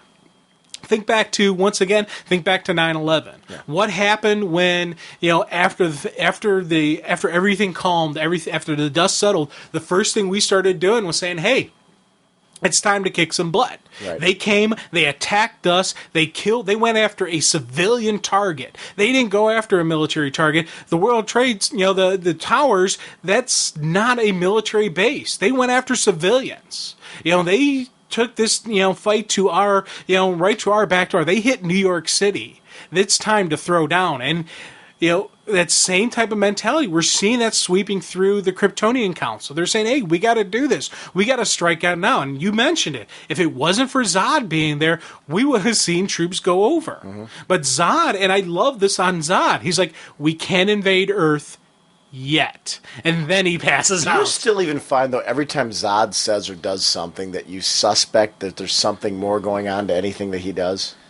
Always. Yeah. Dude, he's General Zod. Even when he's on his deathbed. Yes. This could be completely legit and innocent, but with those sleeper agents now, I don't trust him any more than I trust General Lane, and I always think there's a sleight of hand. With Zod's one of those guys that, if he's rolling dice with his left hand, you better believe he's pulling out a gun with his right hand to shoot you with it. Well, in the whole General Lane stuff, he has that one lieutenant, who's been throughout the whole process, and we're starting to see, Lane. He's starting to become one of Lane's trusted advisors, and not advisors, but one of his trusted people. Like when they're fighting on Mon-El, that lieutenant acted on his own, planted bombs all around the thing, so he dropped the whole building on him. And Lane's like, "On whose orders was that done, Lieutenant?" "Well, mine, sir." "Good job, soldier. I like a soldier who thinks ahead." Now, what if that lieutenant's a sleeper? Right. He could very easily be a sleeper. Because I've been looking through it. I'm trying to see a moment where he actually has kryptonite in his hand, or he's actually opening up or exposing some type of kryptonite. And I don't really remember seeing it. So part of me wants to go through and reread this again just to look for that. But he could very easily be a sleeper. Or maybe that guy's girlfriend or that guy's boyfriend, if he dances that way, which he probably doesn't, considering a soldier, but who knows? You don't ask, don't tell. Who am I to judge? I'm not going to. But it could be like his friend or his barber or something. There's got to be a sleeper cell. There's got to be a sleeper cell inside General Lane's unit that is a Kryptonian, or I would be really shocked. Did you say that there's like a sleeper that's his barber? Well, I said it could be his barber. It could be somebody. Barber? Hey, yeah. You think about it. Uh-huh. I don't know you with your barber, but me with my barber, we talk about everything. And I'm not. It's funny. I'm laughing just because I've never heard you pull that out before. Yeah, But I started thinking about it and saying, I'm like, it's funny. I want to start laughing, but he's actually got a point. I probably tell my barber more than I tell any other person that I interact with outside of people that I'm. You're close to us, but I mean, if you really wanted to get information, that's where you gab, because you start socializing, and I go to the same person all the time, And so, you start chit-chatting, and the problem is when you go to the same person all the time, you're not going to have the same conversation over again, whereas if you, mixed and matched, you would more than likely probably start the same basics all the time, but never get beyond the basics. So you start to trust a person and start delving a little more in detail to things like that, and they could easily guide the discussion in that direction. So it was an interesting dynamic for you to say that. Yeah, but I tell you, it's just I don't even know where I was going with it. Yeah. I don't even know where I was going with that one. Whoa. You're talking about sleeper agents. Yes, and but definitely Taylor could be one, and you talked about his initiative, and you're right. Actually, all those things were great. It is a great supporting cast. I like that it's not just General Lane and unknowns. Yes. We get to know that he isn't alone, and that there are people he trusts and that are interconnected with, and he's surrounded himself with people who can really make these things happen. World of New Krypton, number 7, which is the 6th part of this whole thing. Yeah. I know that the name changes to World Against Superman. I love my Thanagarians, and to see a Kryptonian Thanagarian huge battle with spaceships and the works out in space, this was a great art piece to me. And to see Clark leading the charge. Well, he's now General right. Kal-El. And he takes it very seriously. He knows that this role is important, that these people look up to him. He also knows that they're not all like Zod. That Zod is one of their leaders, but they easily can be shown another way, and he tries to do that by showing them he respects their culture, respects their traditions, and can be a good military leader. Even respects Ursa's need to be with Zod. That was the coolest thing. I absolutely ate that up, because that was, that was Clark Kent right there, just saying, "Hey, I know what you're going through. Why don't you go with be with the general." And this is a person that he's had throwdown, smackdown, barroom brawls with. That what. But there's still that connection. There's still that sentiment. There's still that he understands love. He understands devotion. He understands loyalty. And I really did eat up the whole Thanagarian thing. I was doing my Viva la Thanagar, then I'm ooh, they're really the bad guys here, so maybe I shouldn't be doing that. But think about, that was a cool, that issue could have been about them moving the moon to make a new moon, for New Krypton. That whole issue could have been about then something went wrong and they lost control. No, they're adding a whole nother step to this whole World of New Krypton battle, in that we now have the Thanagarians throwing down. What's going to be their stance on this whole thing? Are they getting associated with General Lang? Probably not. So are we now going to have a 3-prong attack? Is this going to be used by Lang to saying, see, we have more invading aliens. We got to really crack down on all aliens. I don't know. It's kind of definitely one of those things that has me thinking of the possibilities that could happen. Now, as we always say, attention to detail is wonderful. And I love the fact that when they're planning on pulling the moon in, he was sitting there, Clark was talking to the scientists saying, hey, is this going to affect Earth? Is this going to make things? We've calculated it down to 200 billion years from now. There will be no effect on Earth's tides and or, thing. And I was like, boom, right there. That was outstanding. 200 billion years calculating the orbit of this planet, where it's at, so it doesn't throw off Earth. Once again, attention to detail. I love that. This other book that I want to go into is Action Comics. The kickoff of this Hunt for Reactron. Hunt for Reactron. Oh, yes. Reactron. It's this is the one also has that Captain Atom co-feature, which I've been really wanting to follow the mystery to and see that resolved. But we talk about this. We get to see Supergirl and Thera finally have the confrontation that we've been wanting. But this gets really deep because throughout this bit, Supergirl gets to share with Chris, and Chris respects her, that Thera might be a little off her rocker. And Chris has admitted that he loves her. Yeah. And that, he could see himself having, that there could be a future between the two of them. Really hard decision for him. Now, Thera, do you think she's nuts, or do you think she's onto something? I think she's onto something. I do too. Really do think she's not nuts. But then again, I am attracted to crazy women, so I don't know. I'm thinking, I say, Chris, go for it. It's kind of fun. Wow. Hey, crazy women, man, they're awesome. You just got to sometimes duck and weave. Just hope to God they don't have good aim. That's right. I love that Jim's prep for dating is he doesn't put on cologne and speed stick. He goes to the gym and does a little boxing practice. Yeah, throw on the Kevlar. I'm like, oh, okay, let's get ready. Gotta fly now. Wow. No, but seriously, I do think she's not crazy. I really think I do too. She's got some connection to some pot. I like that people think she is because of it, though, because she is tapping into something that is from their mythos. Yeah. It's something that isn't scientifically proven. It's something that, it's a story, a bedtime story for all extensive purposes, that she has genuinely tapped into, and I love that. Yeah, and I really hope that she and Chris don't have bullseyes on their chest. I do too. Because of all of this stuff, and because of when you pull from these mythos, when you do this type of stuff, especially they've already hinted and implied that Nightwing and Flamebird have this tragic, love story that's going to end in one of them or both of them dying. I really hope that doesn't happen.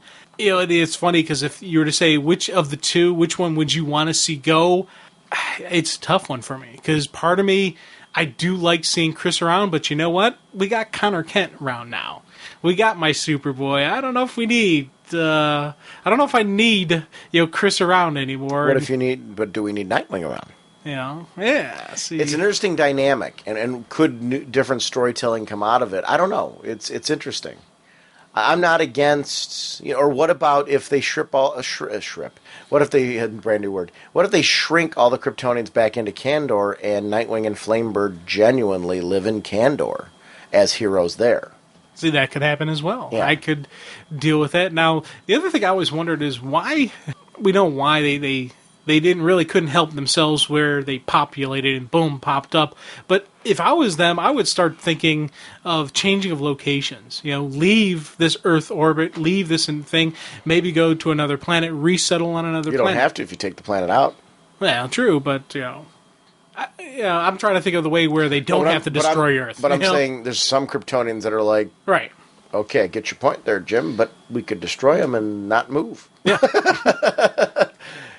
And their planet's pretty cushy. It'd be nice for that to be New Krypton, too. Yeah. I know, I know. And there's definitely that idea, that notion, and to be honest, I understand it. But No. Yeah. Now, I'll be honest with you, taking it to that I understand what you're saying.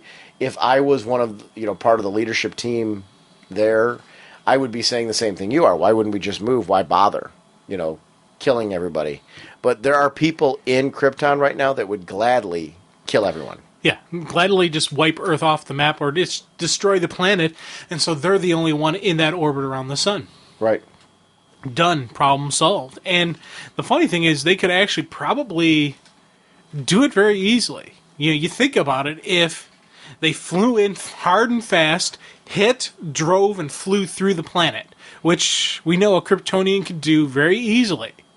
You fly through it at various points of the Earth, you would basically really break down the planet. And you would do some massive damage to this planet just by a couple hundred Kryptonians flying through it.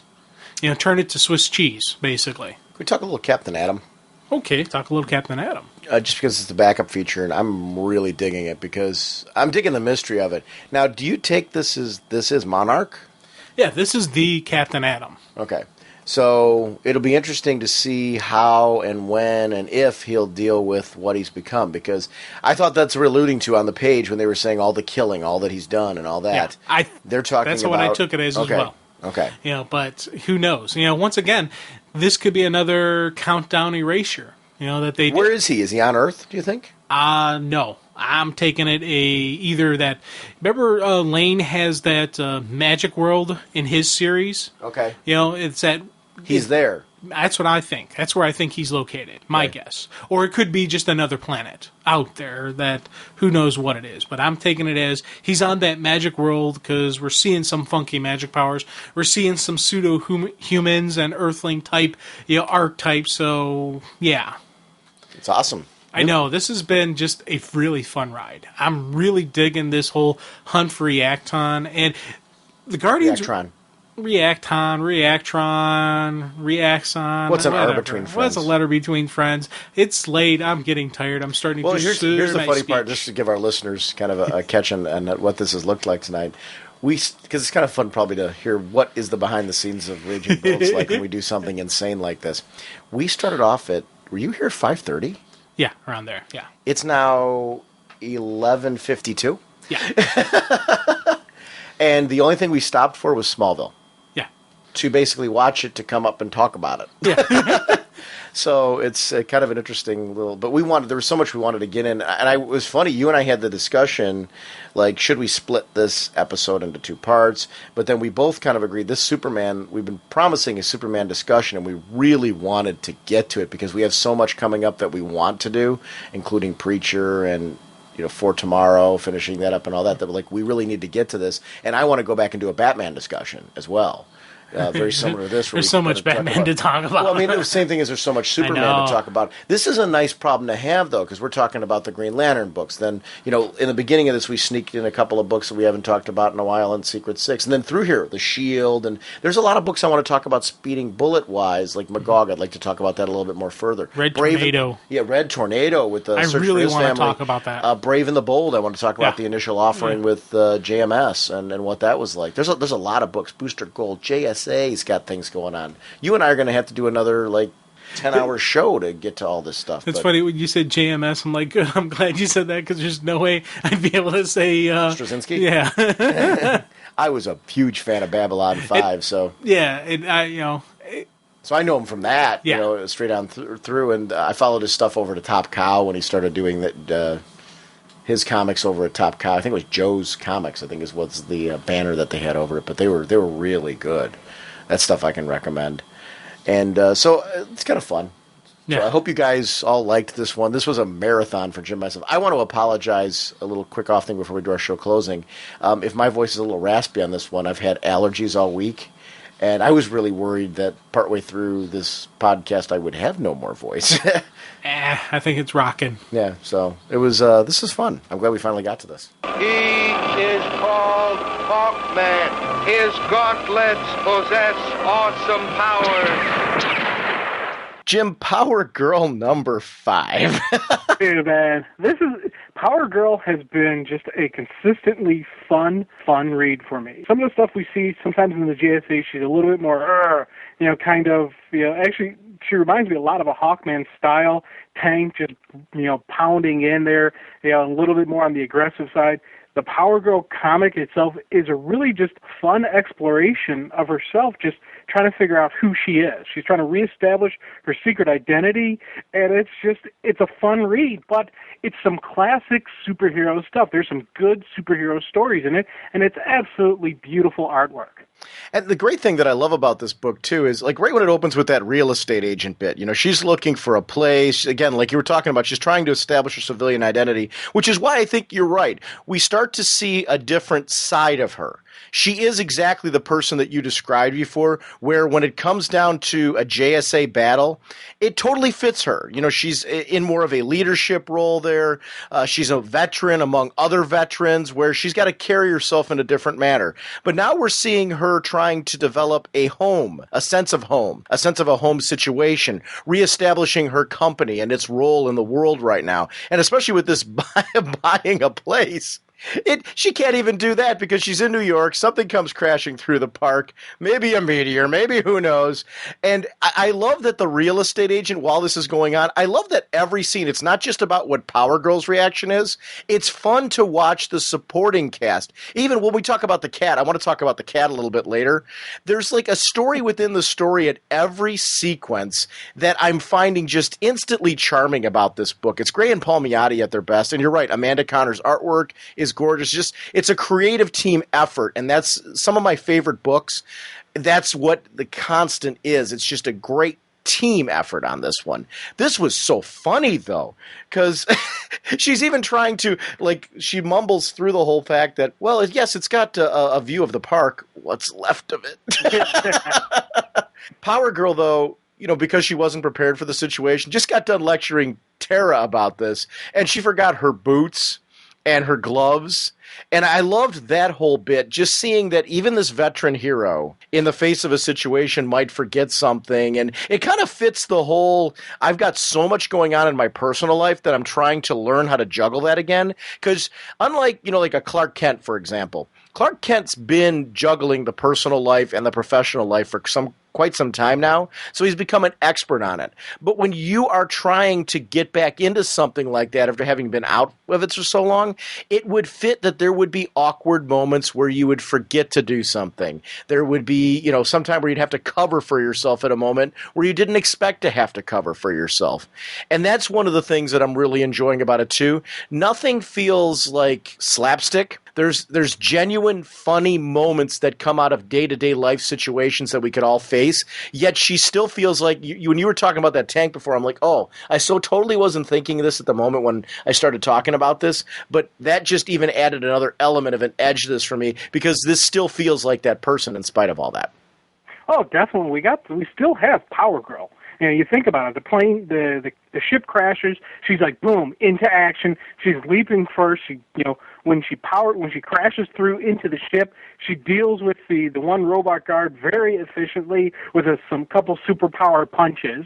This is still Power Girl, but there's all these little side stories, the little fun bits that, really, it's one of those comics that I can sit back, I can read, I can relax.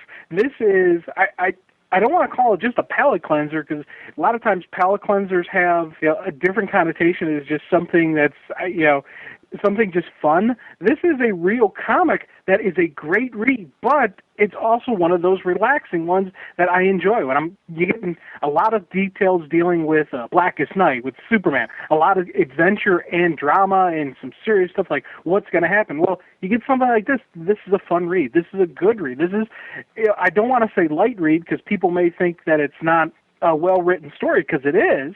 It's an amazing written story. A lot of building on bits on bits on bits on bits from past issues going through into the future, but it is a funner read. You know what? Did you say funner?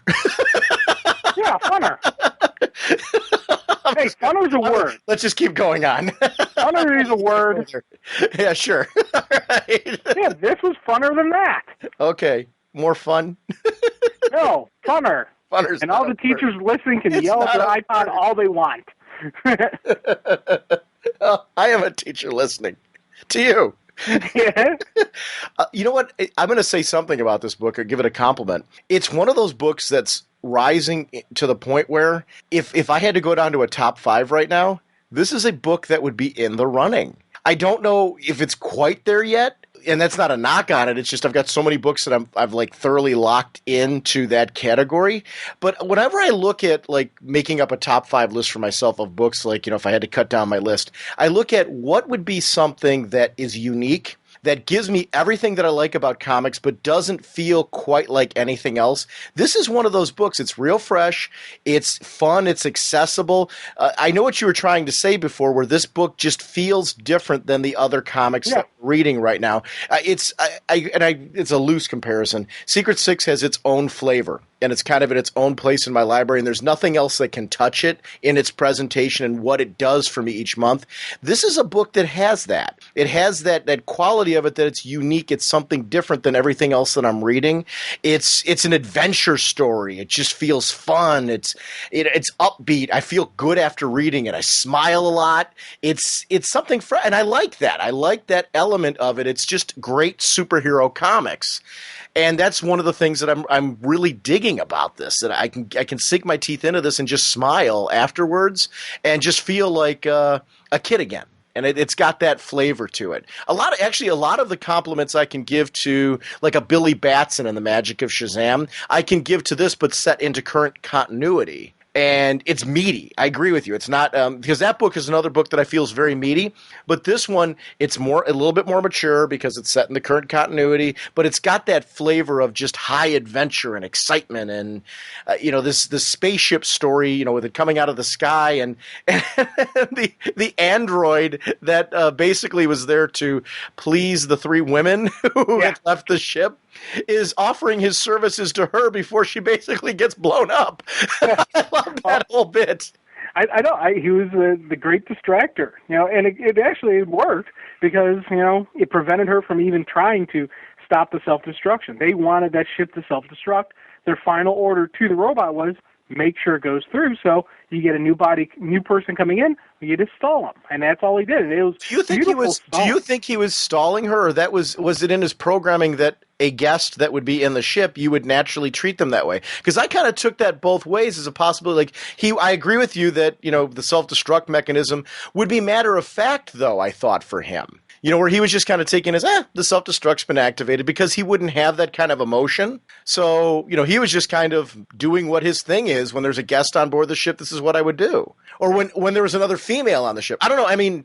See, here's why I say that, because in his discussion, right before he goes 3, 2, 1, he's sitting there saying, he's like, his main purpose is to please his master, and right now they want him to make sure the self-destruct sequence goes through without any further delay. So, but why would that be? I guess why would that be a condition of delaying her? Well, I guess I could see what you're saying as far as delaying her so she doesn't stop it.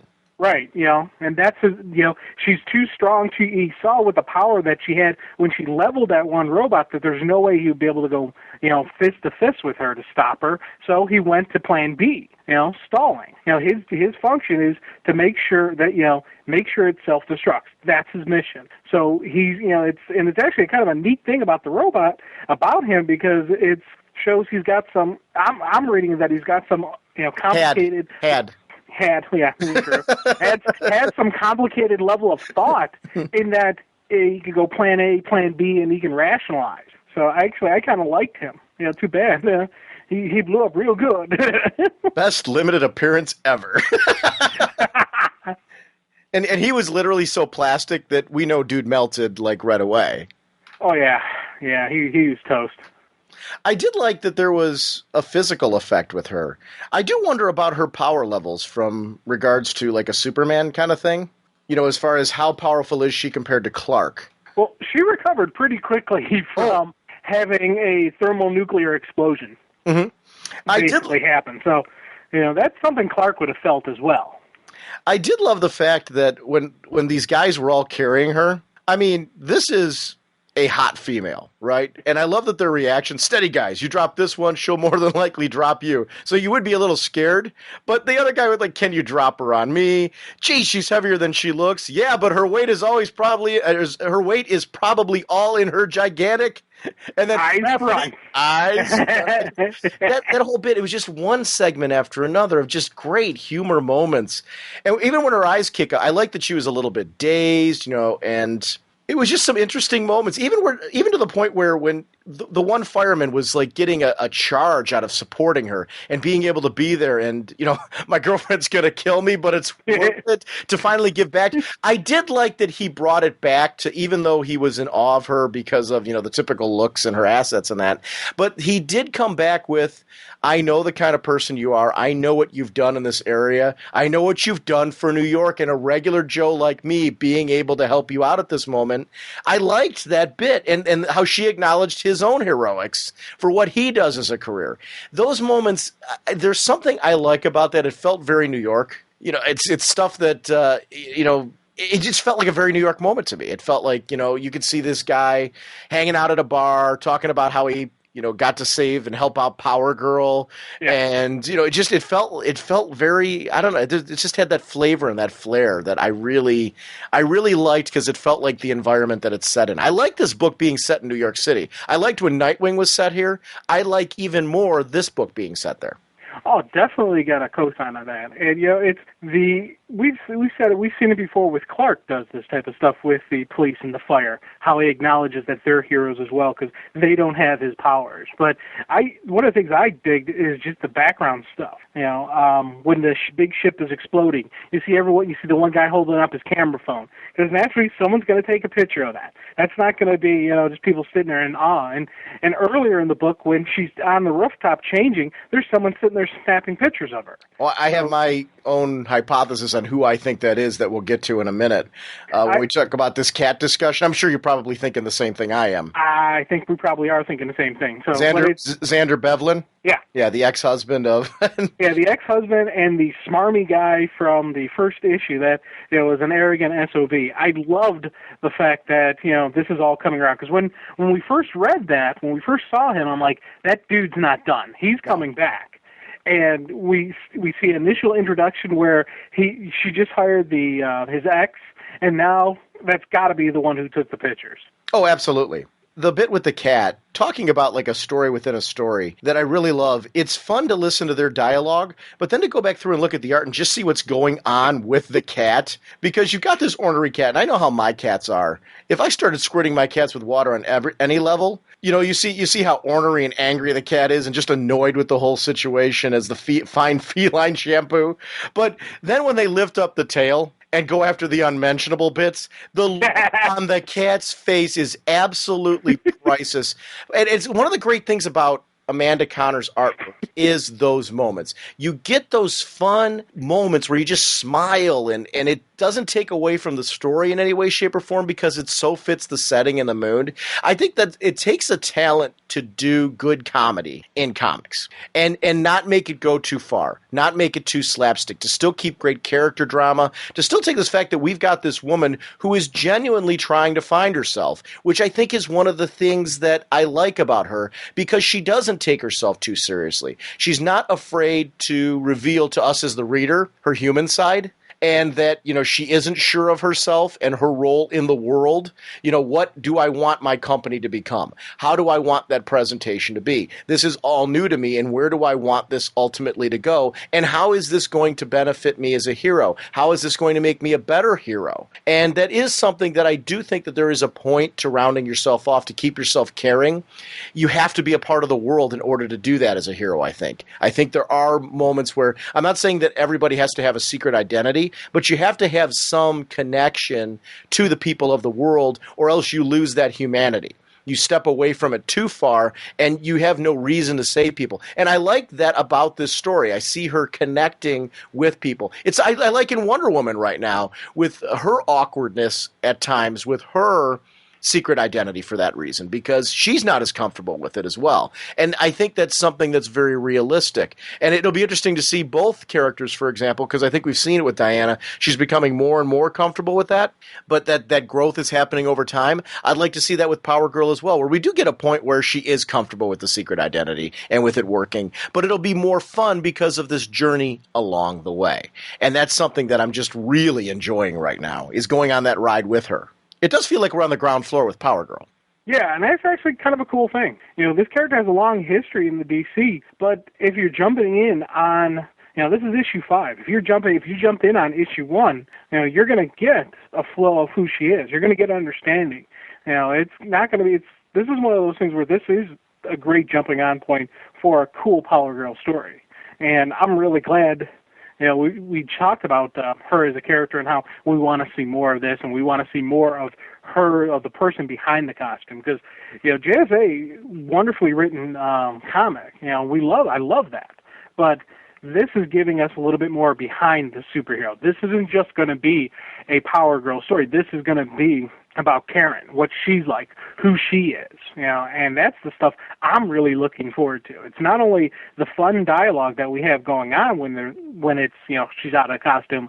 I'm curious to see how she deals with stuff, and especially when they bring back the smarmy guy, because I'm really just eagerly looking forward to it. If it's not him, I will be surprised, which is actually a good thing in the story to be surprised. But I'm really thinking it's going to be him, and I'm really thinking we're going to get some interesting I don't know. I'm thinking he's maybe going to try the whole blackmail routine. Oh, easily, yeah. But here's the thing. The ex-wife is saying he's not really a bad guy. He just has no clue as to how to deal with people. He's got the arrogance. He's got, his ideas are a little bit out there. He's an eccentric type person. So I think it's going to start off with a blackmail thing that turns into, can I just have a job? He doesn't know how to actually do an interview. And it'll be interesting to see how she reacts to that, because I think she's somebody who hasn't been afraid to admit her own mistakes and her own shortcomings. So will she recognize that? Will they come to a agreement? And will maybe he be some form of confidant? I don't know. It's going to be interesting to see what comes of this character. And I'm excited about it. It's interesting to see where this is going to go. The villains, the three girls in this one. Yeah. Well, now they're are they villains? Hold on. Let's honestly Okay. Well, are they actually villains? Now, so I guess I assumed that because of the way their bomb blew up like half of the park. But you're right. But that could be just to cover their own. They were escaping from whoever this guy that's chasing them. And right. that's so is he the villain, is what you're saying? Yeah, he could be the villain. Because you think about it, their self-destruction bomb had a containment field so that it wouldn't go out and expand out. And when the ladies came out of the ship, they're like, hey, officer, we're not going to do you any harm as long as you don't attack us. It was a bolt falling off the ship that caused the one, it was kind of like that she got hit in the head and caused her to fire. I am gonna reference you to the fact, though, that they are throwing around civilians in, like, taxi cabs, and, like, in the last panel, you've got the three of them, they're fighting that guy, and one of them's holding up a car with civilians in there as a shield. So they are using human shields there. Well, you know what? Sometimes, now, admittedly, I don't misunderstanding. Yeah. Well, and admittedly, I don't know the guy in the car. Maybe they know, they could be telepaths. They know something about him we don't, and he might be a tool. So, yeah, he could be a putt. And in which case, you say, is he expendable? I don't know. Yeah. But I do like that. I'm taking it that the three girls are the villains. I really am, and that this guy is the one that maybe is a little misunderstood.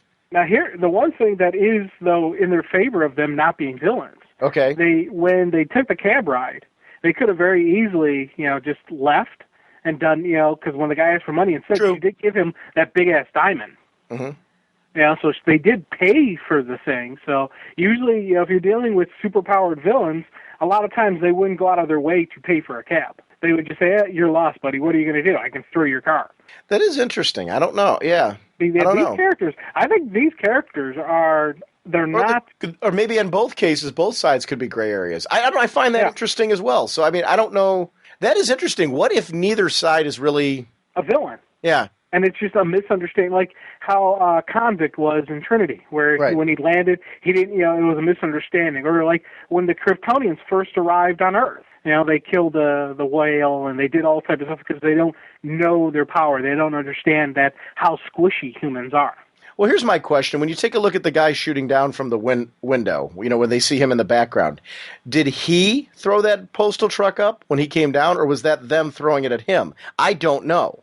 See, I kind of took it that they threw it at him. Yeah, I was taking that they're throwing that at him. Okay, so they're throwing vehicles at him. So I don't know.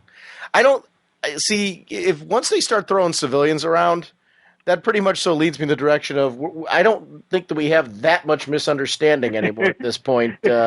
It is hard. It is a hard argument to say that they're not bad guys when they're throwing people. I fully admit that. Yeah. And this isn't even an actual argument I'm willing to quickly back down from because they're throwing people. But it could also be just like a giant cultural misunderstanding. Maybe on their planet, it's acceptable to throw people at people. It's acceptable to throw people at people? Who knows? It could be a form of greeting. It could be a form of entertainment. Yeah. Look at some of the goofy stuff. Hey, here's Bob. Hey, catch! Wow. I do like the color scheme and everything on this, though. Paul Mounts on colors and the art by Amanda Connor. It's a really visually pleasing book. I love this book. It's a lot of fun. I love looking at the background to catch little tiny details that I missed, and it is one where there's so much more going on than just the main story. Yeah, it's funny because you're talking about this background stuff. One of the things I cracked up on when I noticed. She has a Wonder Woman mug in her office. Oh, that's cool. On her desk. You can see the Wonder Woman logo. I'm like, she's got a Wonder Woman mug. Yeah. Sweet. And that gives, again, that whole universe feel, and that would be somebody would make sense she would look up to. This would be somebody who is a step, basically in the food chain is a step above her. Yeah. And would be one of those people that, she would respect for how, and I loved Power Girl as the leader of the JSA. I liked that move when they had her and Dinah leading the two big teams in the DCU, because I thought there were two characters that had earned their spot, and it was great to see them there. So I'm hoping out of the spin-out when these teams split up, I'm assuming the way it's looking like it's going to be Power. Are you taking it's Power Girl and Magog leading the other team? I think so. I would hope. You know, I don't know if she's going to keep the lead or not. That's the one thing I am a little bit worried about. I'm worried she's going to get put on the Magog team as a way to kind of control him. But I think they're going to be co-leaders versus... I was thinking maybe Mr. Terrific would take the other lead. Well, yeah. I'm saying that Magog... I think they're going to be two completely separate teams, dude. I'm with you on that. We're in agreement. Mr. Terrific leading one team and Power Girl and Magog leading the other. Okay. When I initially thought you were thinking they were going to be on two separate teams. No. Okay, it's been established that Power Girl's going on Magog's team. They're the All-Stars team. So I'm assuming that the team leaders are going to be Power, especially with the way the Rift is forming. Yeah. I'm assuming Magog is going to be in some form of leadership role, but I can't see him being a leader alone. No, and him and Power Girl, I think, would be a good mix because, well... She understands him, but I think she's also obviously clearly more rational than him, which it's going to be an interesting dynamic to see the two of them. I mean, and I'm speculating on that, but I can't help but think, looking at the way the dynamic's working, that what else would make sense? I'm still laughing at the cat scene. Just that scene where they lift up the tail and he's got that woo look on his face. I absolutely love that scene. The other thing I like about this book, too, is it's a nice book where if you're reading JSA, you feel like you're reading the same character that's in there, but yet the story isn't trapped to everything that's going on in the DC universe right now. It's got its own feel and flavor, and I like that they've let this book establish itself. I think that's an important point, is to give this book a chance to develop its own continuity and its own characters, yet they've done it in such a way where you can easily feel like this is happening with everything that's going on in the DC universe. This is just a different day, or a different week for her than certain events that have been going on in JSA, for example. Yeah. And I think that's important. It's something where I think not every book needs to be so interconnected that every event that's happening in the universe has to appear in that book. I'd have no problem if there was a reason for them to do a one-off issue that ties into Blackest Night or ties into this or ties into that. If they want to do that, that's great. But I do feel that a good solo series, what makes it work is that it's got its own story arc going on. I mean, we're talking about Batman, how we're enjoying the Batman universe right now. What we're enjoying the most about it is the storyline that's going on that's exclusively the Batman universe. But it is great to see Blackest Night Batman, for example, as a miniseries where you can see how they interconnect into this whole big thing that's going on. So that is something that I found as a complete treat to this whole thing, was the fact that she's got a very unique own. So for anybody that's out there saying, geez, I don't know if I can take on another book with crossovers and all that other stuff, this is a book you can easily pick up and say, hey, if you're looking for one title to try out that's going to give you a fun superhero story, this is the one, because it's really got that flavor to it. And it, like I said, it fits into my library the same way that a Secret Six does, but it's a very different tone and a very different feel, and it's fresh and it's fun and it's got that to it. I'm giddy over this book, obviously. That's why I said to you, dude, let's delay it a day and talk about this book, at least on some level, because I think it's very cool, and it'd be a shame not to discuss this. Yeah, and it's funny because we keep raving about the artwork, and I'm just going to rate one more time and just say how perfect of a match this was, really, for this character, for this story, this art style. It's not just great art that I'm enjoying, it fits. Because you're throwing out comments about Secret Six. Secret Six is the same way for me. We got that great dialogue with that artwork that matches it. It fits what we're reading, the story they're telling. The artwork fits with it. And same thing with this. This is just what I'd call just a perfect match. If they were changing the creative team, changing the art team, I would be very worried, because for me, the visual part of this is just as enjoyable as the actual story I'm reading. And it's funny, we're comparing those two books, but they're such completely different planets. Different, yeah. But yet, in theme, it is what I like about them. it's both of them give me something very different in my reading library, that they kind of complete something. They give me something that I'm not getting out of any other book. And I think that's hard to do nowadays in superhero comics, to put out something that is fresh and feels new and gives you kind of a, wow, this is kind of cool. And Power Girl's giving me that. Its tone is just completely different than anything else that I'm reading. And that's something that I think is something that it should be appraised for, because that's hard to do. And I think that's cool. Dude, I want to talk a little bit about Justice Society of America number 30. This is something that I kept saying that, and I was going to save this for another episode, but I know we're going to finish off for tomorrow, and then we're going to be going into Preacher. And even though we're going to do Preacher bi-weekly, I'm like, I want to make sure that I talk about this book and how much I'm enjoying it right now, because I was looking forward to this issue in particular. We were talking about way back when how excited we were for the Dr. Fate series. I, in particular, was talking about how much I love the concept of Dr. Fate and how I wanted to see a Dr. Fate series. And I was so glad to see, I'm glad that they waited and, they gave this character kind of a chance to, after everything that happened, a chance for this character to be pulled into the JSA proper. I'm glad, though, that they didn't throw the great foundation that was set up for this character out the window. I would have been sorely disappointed if they did that, because I really liked the mini that introduced him. I thought they did an excellent job of wrapping it up, showing great care to the creator of this character. And I thought, this is something I'm like, oh, yes, finally we're going to get to see this guy. And I love that they completely acknowledged he's a newbie. But that the veteran Jay gave him this opportunity and said, hey, look, you don't have to be the Kent Nelson Dr. Fate. You don't have to be, Fate. You don't have to have Naboo in there. You don't have to be the JSA, the Dr. Fate we've had in JSA before. You have to make them think you are.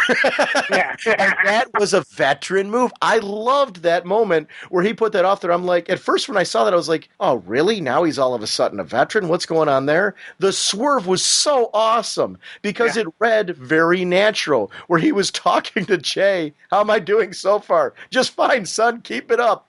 Is that really him? Sure, don't you recognize the hat? I mean, just great moments. And the visual of the way that he was interacting with Stargirl. I just loved the two, Jay and Stargirl together, seeing this teamwork. But Dr. Fate, that page where we first see him, I don't have time for small matters such as this. And you see him standing there with this glowing light around him, and that costume just looked so cool in that moment. That was a treat for me. And the way that everything was playing off of his mask, the visual, because that mask is very shiny, and just to see everything playing off that mask, it was just, I wanted to see Dr. Fate done so right and so well. And this is a great way to acknowledge both the majesty that's Dr. Fate, because there is a presence to that guy. I remember when I was a kid in the JSA, JLA crossovers, and you'd see Dr. Fate come in, and there was something enigmatic about him, where it was just kind of like cool, and yet there was a distance to him from everybody. I love the fact that he can still project that when he's putting on that farce, but yet we see, again, talking about the human side, the novice who isn't quite there yet because he doesn't have a Naboo to guide him. He can't go inside the helmet and access the previous Dr. Fates to use them as guides. And that it's a distinction and a difference, and it was cool. Oh, definitely. I love super bluffs like this. Uh-huh. Because this was just a well played out. And when he first came on the scene, I was like, because I don't have a lengthy knowledge of Dr. Fate. I have basically the couple of stuff we saw through the Return of Hawkman, where it was Carter's son who Hector. was the Doctor. Hector. Yeah, Hector. And then I had the that limited series of the Helm of Fate. So that's basically my total knowledge on who Dr. Fate is. So when he first came in there, I was like, oh, this is kind of cool. I wonder what they're doing here. And then when you see the swerve, that same moment you mentioned, how am I doing so far? Doing good, son. I'm like, oh, man, this is a swerve. Nice. And even as the fight continues, you see him do a couple puff and bam and pop and flash, but he's not really doing any spell. And just as the villains maybe would start challenging him, that's when the rest of the team recovers. He did what he was supposed to. He bought them the time they needed. And I love that it was just, this is a team concept. This is one of the things that you do when you have a large team. Part of your team is down, the other team, if they can't take down the villain, you keep them occupied until your team recovers. And we're talking, that was just a great spread when they showed them recovered. Magog's got the staff up. You got, Wildcat there. His costume's a little bit ripped, and he's like, oh, yeah, you raid, plus you're going to face the rest of us. And just that kind of, and just a full team behind him. I was like, oh, yeah, this is going to be cool. One of the things I always liked about Wildcat is the fact that he's an older guy, but yet he still goes. He's still training, still working out. He's still the boxer. He's the ultimate Rocky moment. He keeps getting back up to throw one more punch. Even when he gets knocked down, he will throw that one more punch before he goes down. And he doesn't always win. It's not always about always winning. It's about never giving up, never stopping. No matter what the villain is that they're going up against, he keeps trying to tough it out. He's the ultimate tough guy, yet there's a soft side to him too. He's a very emotional guy, and that connection of, like a lot of times those heated debates come from the fact that he just cares so much. And that's what I like about this character. He's just a very well-rounded individual. Like, he's the buddy uncle, that you want to hang out with, and he's going to give you some tough street advice. And, that's one of the cool things about him. He's that guy that you just see yourself instantly liking him. Because he's gonna give you that one little sentence that you need to encourage yourself to keep on going.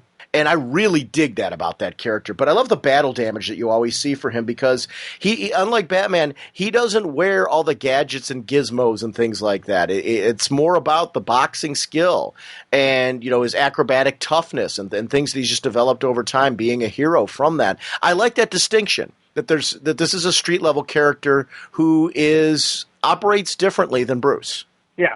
And it really does fit who he is. And it's funny because from now on, every time I read Wildcat, I always hear R. Lee's voice, because that was just such a perfect fit on Batman Brave and the Bold. And they got the Justice League, they got the Justice Society episode coming up on Smallville this season. I'm sitting there, I'm crossing my fingers hoping that they give the role to R. Lee, just because it would be the perfect, it's his perfect role. He's that's his character, and that's all and it's funny because I take some of his personality, and I always apply it to Wildcat. It's just something that there's just this great connection for me. I really just like this guy, and I want to see him around. It's funny because later at the end of the issue, we get that throwdown between Magog and Wildcat, and the Magog has the one line that is, a lot of people can say, and a lot of people can have good argument for about, these older heroes. Hey, it's time to step down. You're not as quick as you used to be. You don't have the, the power levels. Especially, he never was a meta. Well, he had that period where I guess he couldn't die or something like that, but he doesn't have the Superman strength or speed of the Flash or anything like that. He is just a guy who physically trained his body, and time does catch up with people. But just like you mentioned with Rocky, I'm always going to root for Wildcat. I'm always going to say he can do it because, there is just that something in him. For him to actually lose the fight, you're going to have to kill him. And that is just something that is impressive. A lot of people say, oh, yeah, I'll give it everything I got. And in the end, people would hold back a little bit. He's not going to hold back. You literally, if you want to stop him, you're going to have to kill him. And that is just something that I really I'd like, and it fits the old classic superhero. It fits the World War II vet. It fits, that whole mindset and that whole just belief in who they are. You know what it is, though? You can defeat him, but you can't break him. I think there's a huge distinction between the two because we've seen him lose battles. It's one of those things that happens. But he will come back and fight the villain again. He will not break. He will not get scared. He will not be terrified of the villain. He will find a way to keep coming back. He fought a god. He was part of the team that fought a god. And it was one of those things that it didn't matter to him, whether he was going to live or die.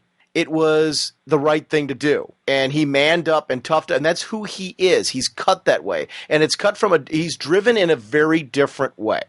It's the edge about him. It's the boxer edge. I love that about him. He'll take the pounding. Yeah, it's gut check time, and he throws down. Mr. America's little kid friend. You know he's the bad guy. Right? Yeah. It's got to be him, doesn't it? It's not Kid Chimera. Yeah, he's something goofy there. Because Kid Chimera is cocky and hard to like. Yeah. But I think that's going to be part of his dynamic, adding something dynamic. But that little all-American weasel, he's the one that has been setting up everything. He's the one that, because they talked about how this is something going on from the inside and the out. Yeah. So he's got to be the inside person, I'm guessing. I'm guessing that too, but it's also, I'm thinking mind control type thing. I don't think he's actually the weasel. Oh, you think he's not under his own control? Yeah. Yeah, I think there's something else going on. I think he's under mind control, or something. There's something just not completely kosher with him. I want a JSA soap dispenser and a JSA towel. Because when he's washing his hands, there's both. Yeah. And I want both. I don't know if my wife will let me put them in the bathroom, but if not, they'll be in my office, and I'll wash my hands here in a bowl. I will, because it's awesome. I think it's just like the coolest thing in the world that they have their own monogram. Because if I was on the JSA, you better darn well believe we'd have JSA everything in there. Yeah. Because how cool would that be? That's why they wouldn't have me on the team. Yeah, it's that whole thing like we discussed with dealing with Superman. We'd be that super geek who would dive in that fountain and grab that diamond, or dive and grab that peach pit that he ate. That's the geek in us that we were like, oh, okay, cool. Pay the JSA a visit and you steal their towels and soap. Right. And it is where we get borderline creepy. Because I would like so bronze that peach pit or something like that and have it on. Like, you did what with a peach pit? What are you, nuts? Now, I like the Shazam bookends that are in that room. Oh, yeah. Yeah, I thought that was kind of neat that they'd have that there as well.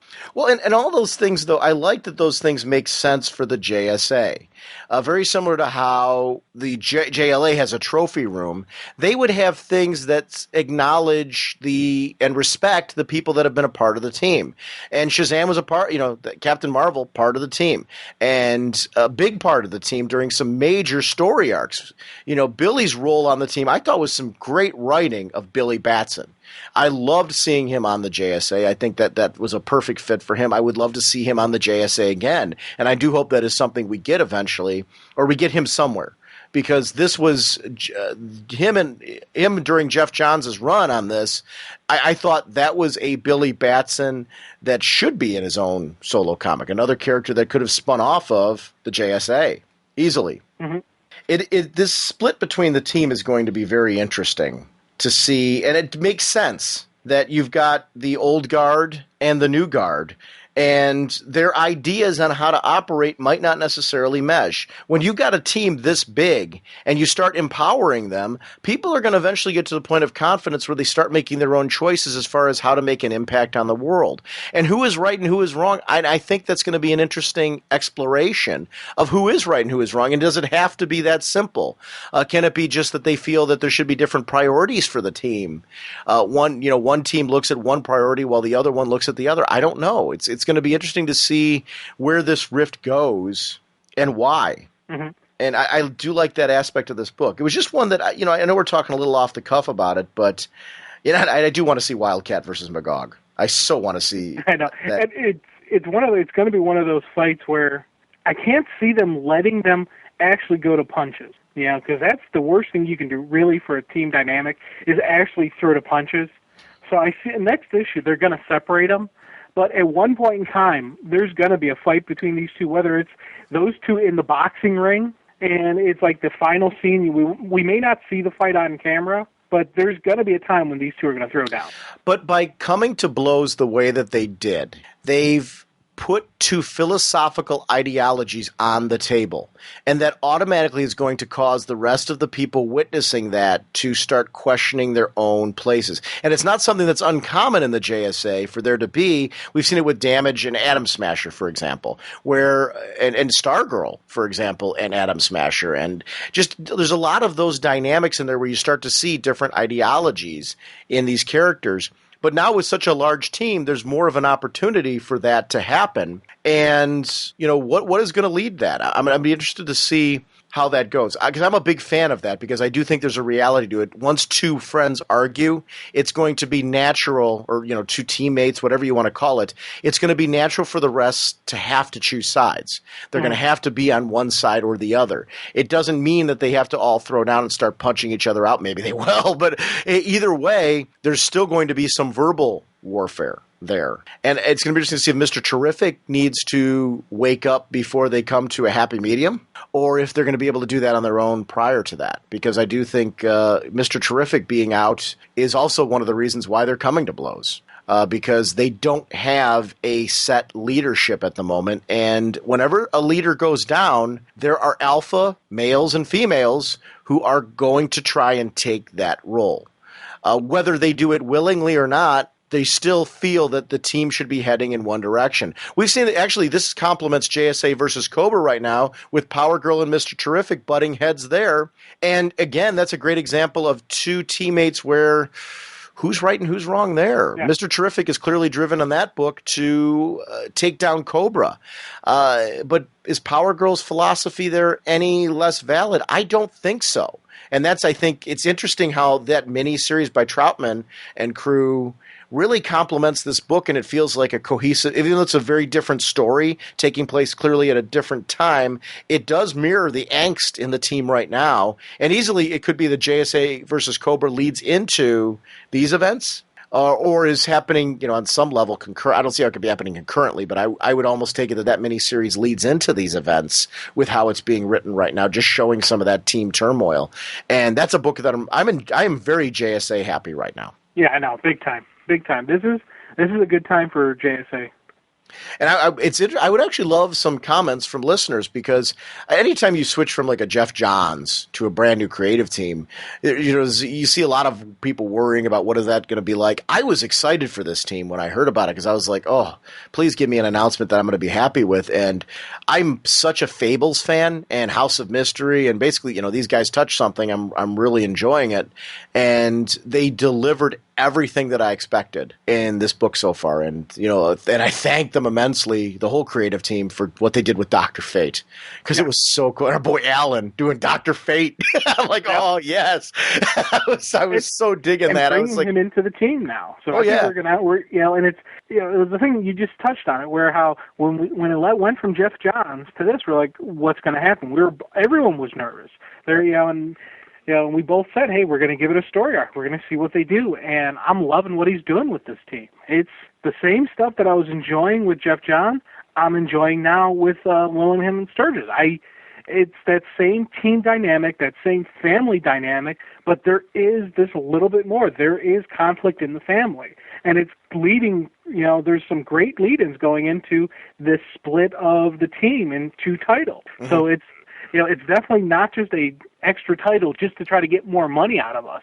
This is part of the story, that we're building this other team. And I like the fact that there is something beyond sales motivating this new title. Well, when you build a society and your goal is to build better heroes, anytime you build a society, there's going to be different divisions within the society. There's going to be different layers within an overarching society. That's going to be interesting, because with having 2 teams, you're going to have great character development in both, but then reasons to team them up for larger events. And again, we're going to see, how well do these 2 teams mesh together, considering, because the way I'm reading it, it looks like these teams are going to be very separate. Yeah, I'm assuming they're going to be separate. Yeah, and these philosophies that we're talking about right here are going to be the dividing pieces of this. So I don't know. I really wanted to talk about this. I know we're kind of doing this more speeding bullets, although Speeding? 40 minutes for a speeding bullet segment. Yeah. But we covered a couple titles. Yeah, but these are a couple of books that I'm like, with everything that's going on everywhere else, I wanted to make sure we talked about these because we haven't really talked too much in depth about this JSA book, and I've been really loving it. And the same thing with Power Girl. I just think, and we'll have to, on an upcoming show, talk about Magog after it gets a couple more issues in, but that's another title. I know just from our conversation, you and I both thought that delivered out of the starting gate, and I want to see the direction it goes in, and we'll talk a little more about that direction. But it's an interesting time because they're taking characters from a team that's always been important to me and giving them a bigger spotlight in the DCU, and I'm glad to see it because we need some diversity in those characters, and there's characters that really are ready to take a larger role and to tell some interesting stories that we're finally seeing, have that moment. But I am glad that they put this book in the hand of a creative team that can handle a large amount of characters, because I think that is a really important aspect of the Justice Society, and giving a whole bunch of them the axe. I mean, obviously there's going to be some changes to the team, and we're not going to see every single character they've been used to. They're going to pick and choose some of the characters they pull in, but you're still getting 2 full teams out of the JSA, which is great because they're putting them back on screen a lot of interesting characters who need to be there regularly. So yeah, and it was like throughout that fight, you'd have one boom, boom, boom, boom like that, and it was. Even throughout that, you still had the team dynamics in fighting. When Little Wildcat is dealing with the dog, in came Cyclone for the assist. So I like seeing just that. Magog was dealing with the one guy. Power Girl came in, gave him a little bit of a heads up. It was Liberty Bell and Iron Man. I almost said Iron Man. Liberty Bell and Iron Man. They're having a fling. No, literally Liberty Bell and Iron. And I just said it again. You know that guy she's married to, Our Man. Our Man. I was going to edit this, but it's really funny that I'm stumbling over that. It's got, Porky Pig syndrome again. Liberty Bell and Our Man are going to be obviously having a split of some sort, which I'm guessing is due to a philosophical difference between the two. It's going to be interesting to see what that means for their relationship. I'm a big fan of, it's normal in a marriage to not agree on everything. It's normal in a marriage to debate things. It's normal in a marriage to see things a little bit differently. It's interesting to see how their marriage deals with this. And I'm hoping that it does, because I think that's interesting storytelling as well, to see two people that don't agree, yet finding a way to somehow deal with it. I'm curious. I mean, and they could go the other way too, where it causes some serious turmoil in their relationship. And I wouldn't be against that if there's a storytelling reason. But I think both sides of the situation are very compelling. And I'm curious to see where this goes. And she hooks up with Iron Man along the way. I'm fine with that as well. Yeah. Because apparently I've got it on the brain.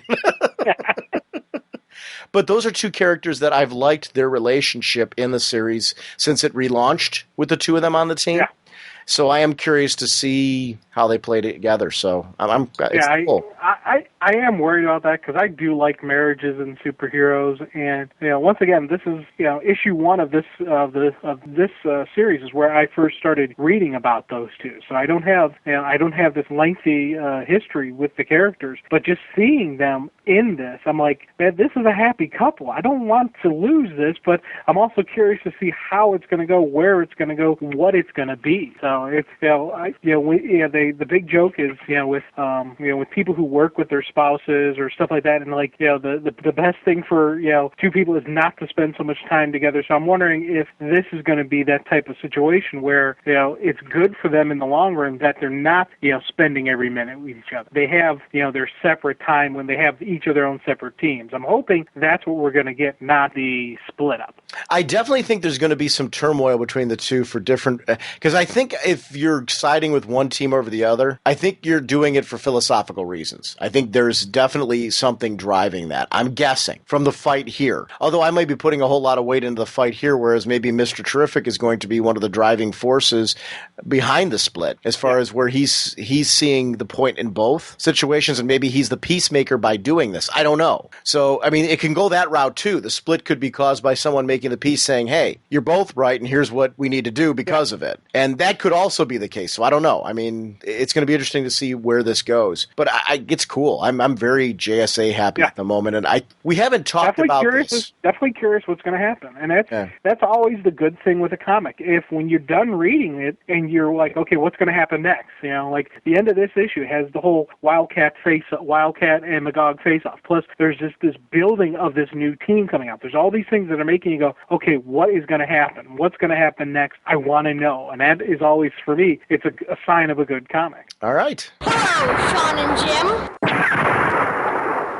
As I mentioned on the beginning of the show, I'm heading to the Mid-Ohio Con tomorrow, so I'm rushing to kind of get this episode out to you tonight. I wanted to read a quick email from friend of the show, Stephen King, who he goes, this is probably going to give you a palm against the forehead, dough moment, but sound it out. Gall equals jail. And he's right. I should have realized that that's what that was all along.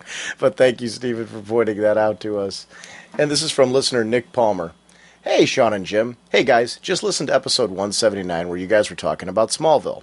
First off, let me say I'm loving hearing your thoughts on the episodes, especially with your extensive knowledge from the comic book side. With that being said, I know that you've mentioned how much you like shout-outs to other podcasts, and just thought that I'd let you know of another of my favorite podcasts, Starkville's House of L. SHOE. They do a great podcast specifically on Smallville and even have interviews and news straight from cast members and some of the crew as well. I just thought you guys would enjoy listening to their theories and thoughts on the episodes in case you didn't know about them. Though now that I write this, I could just be telling you what you already know. Anyways, you can download their episodes from iTunes or from smallvillepodcast.com. Also, these guys are part of a network of podcasts, including one for Heroes, which is heroespodcast.com, and a general geek podcast, geekoutland.com. Just thought I'd let you guys know so you could check them out. Keep up the great work, and that's from our friend of the show, Nick Palmer. And you know what? I got to be honest with you. I did not know about that, so I'm definitely going to be checking out their podcast because I'm a huge Smallville fan. Actually, I'm a Heroes fan, too, so it sounds like the network is going to be one that I'm going to be wanting to check out. I love cross-promotion on the show, and I love promoting other podcasts, so anytime you guys are listening to podcasts that you want to shout out on the show, or if you are a fellow podcaster and we haven't mentioned you on the show, please send in that information because I'm a big fan of doing that, and I don't get to do it as much as I would like, so please don't hesitate to do that. I want to remind everyone about our new contest. Your job is to create your own rag doll of the whatnot. This can be a Photoshop, comic strip drawing, story of the sensei, donning the costume or elements of a costume, like we saw Ragdoll do in the most recent issue of Secret 6 where he was putting on elements of Wonder Woman's costume. So even if you didn't read Secret 6, which shame on you if you're not, what you're basically doing is drawing Jim putting on different costumes from all over. We'll be choosing the top 3 most creative and interesting ideas. We actually just got one from Mike Sims, which will be going up on the website this week. The first prize is going to be a trade of your choice from InStockTrades.com, which is going to be on me. Second, third, and fourth prizes are going to be from our comic grab bag, from our own and listener donations. So I want to thank listeners for donating to that comic book grab bag as well. Also, all entries are part of an ongoing website contest that enters you into a chat for our guest segments on the show to join us for a book of your choosing. Next week, we're going to be finishing up For Tomorrow. That's going to be our next episode with Mandy. So one of you could be joining us just like Mandy just did for one of our segments like that. So any of these entries and anything you actually create for our website does go to that ongoing contest for you guys to be a part of the show. So it's basically our way of thanking you for being a part of the Raging Bullets community, and we really appreciate you guys for your ongoing support for the show. As I just mentioned, our next episode is going to feature Super Mandy coming back and joining us from our Life in the Gutter column to finish off For Tomorrow. We're going to actually, the episode after that, we are going to be kicking off Preacher. We're going to be getting on one or both of those episodes some more listener emails and voicemails. If you didn't hear yours on here, it's just because I'm scrambling to get this ready in time for me to head off to the Mid-Ohio Con. But definitely we're going to be getting your content, more of it on the show, and I want to thank the listeners who've been sending in emails. I've got a stockpile of emails that I'm ready to deliver for the show, and some great voicemails that are coming up for our next week discussion. There's a few of them that I definitely set aside specifically for Jim to be here for, so that's the reason why I'm saving a few of those as well to have that discussion with Jim. So thanks so much for continuing to participate in the show, and your emails and voicemails are really important to us, so thanks a lot for sending those in. Our sponsors for this episode are DCBService.com and InStockTrades.com. Once again, remind everyone to check out DCBService.com this week because you're going to see all the new books and the great discounts that DCB Service has waiting for you. They are your pre-order source. Also want to remind everyone about Preacher, which is going to be at InStockTrades.com. The hardcover is regularly $39.99, 47% off, only $21.19 for the first 12 issues. If you want to get it in trade, you can get Volume 1 and Volume 2, which covers issues 1 through 17, $14.99 each regularly. 47% off, only $7.94 each if you do that through InStockTrades.com. And I want to thank them for offering us both options once again for our listeners.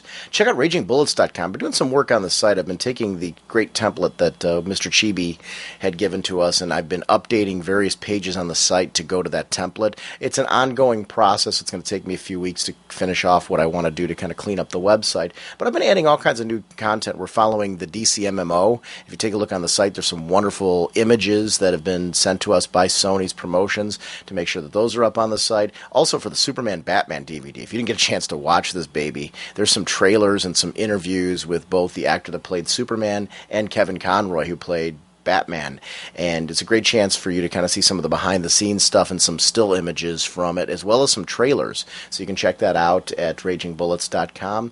We have direct links to the DC website for release dates. We also have direct links to the source. I'm trying to make that site just more like the place you can go to kind of click on and jump off to go anywhere that you need to. If you have a suggestion for anything you want to have linked up on the site, or if you're a friend of the show, I want to remind everyone of our Friends of the Show section. If you click on that, these are all friends of the show, and if there's something of yours that you're a listener of the show, and you're like, God, guys, this falls out of DC Comics, but it's something that I really want to have linked to it, or even if you're with DC Comics and you want to have us linked to you, banners are welcome. Just shoot me an email at ragingbullets@gmail.com. I'm all for cross-promotion and just getting the word out that you're, listeners and friends, and so please make sure to make me aware of that and make sure I get those things up there. Sometimes there's things that it's an oversight completely on my part that I haven't linked to you, so don't be afraid to let me know that I need to put those links up and get some banners out there for you.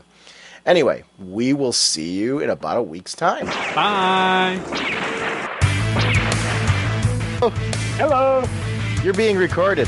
Yes, and I waited for the recording, and it was funny because I received, while waiting for your call, I received 3 phone calls. And every single one, I answer the phone and I don't say anything. And then after a couple seconds that I don't hear that this call is being recorded, then I'll say hello.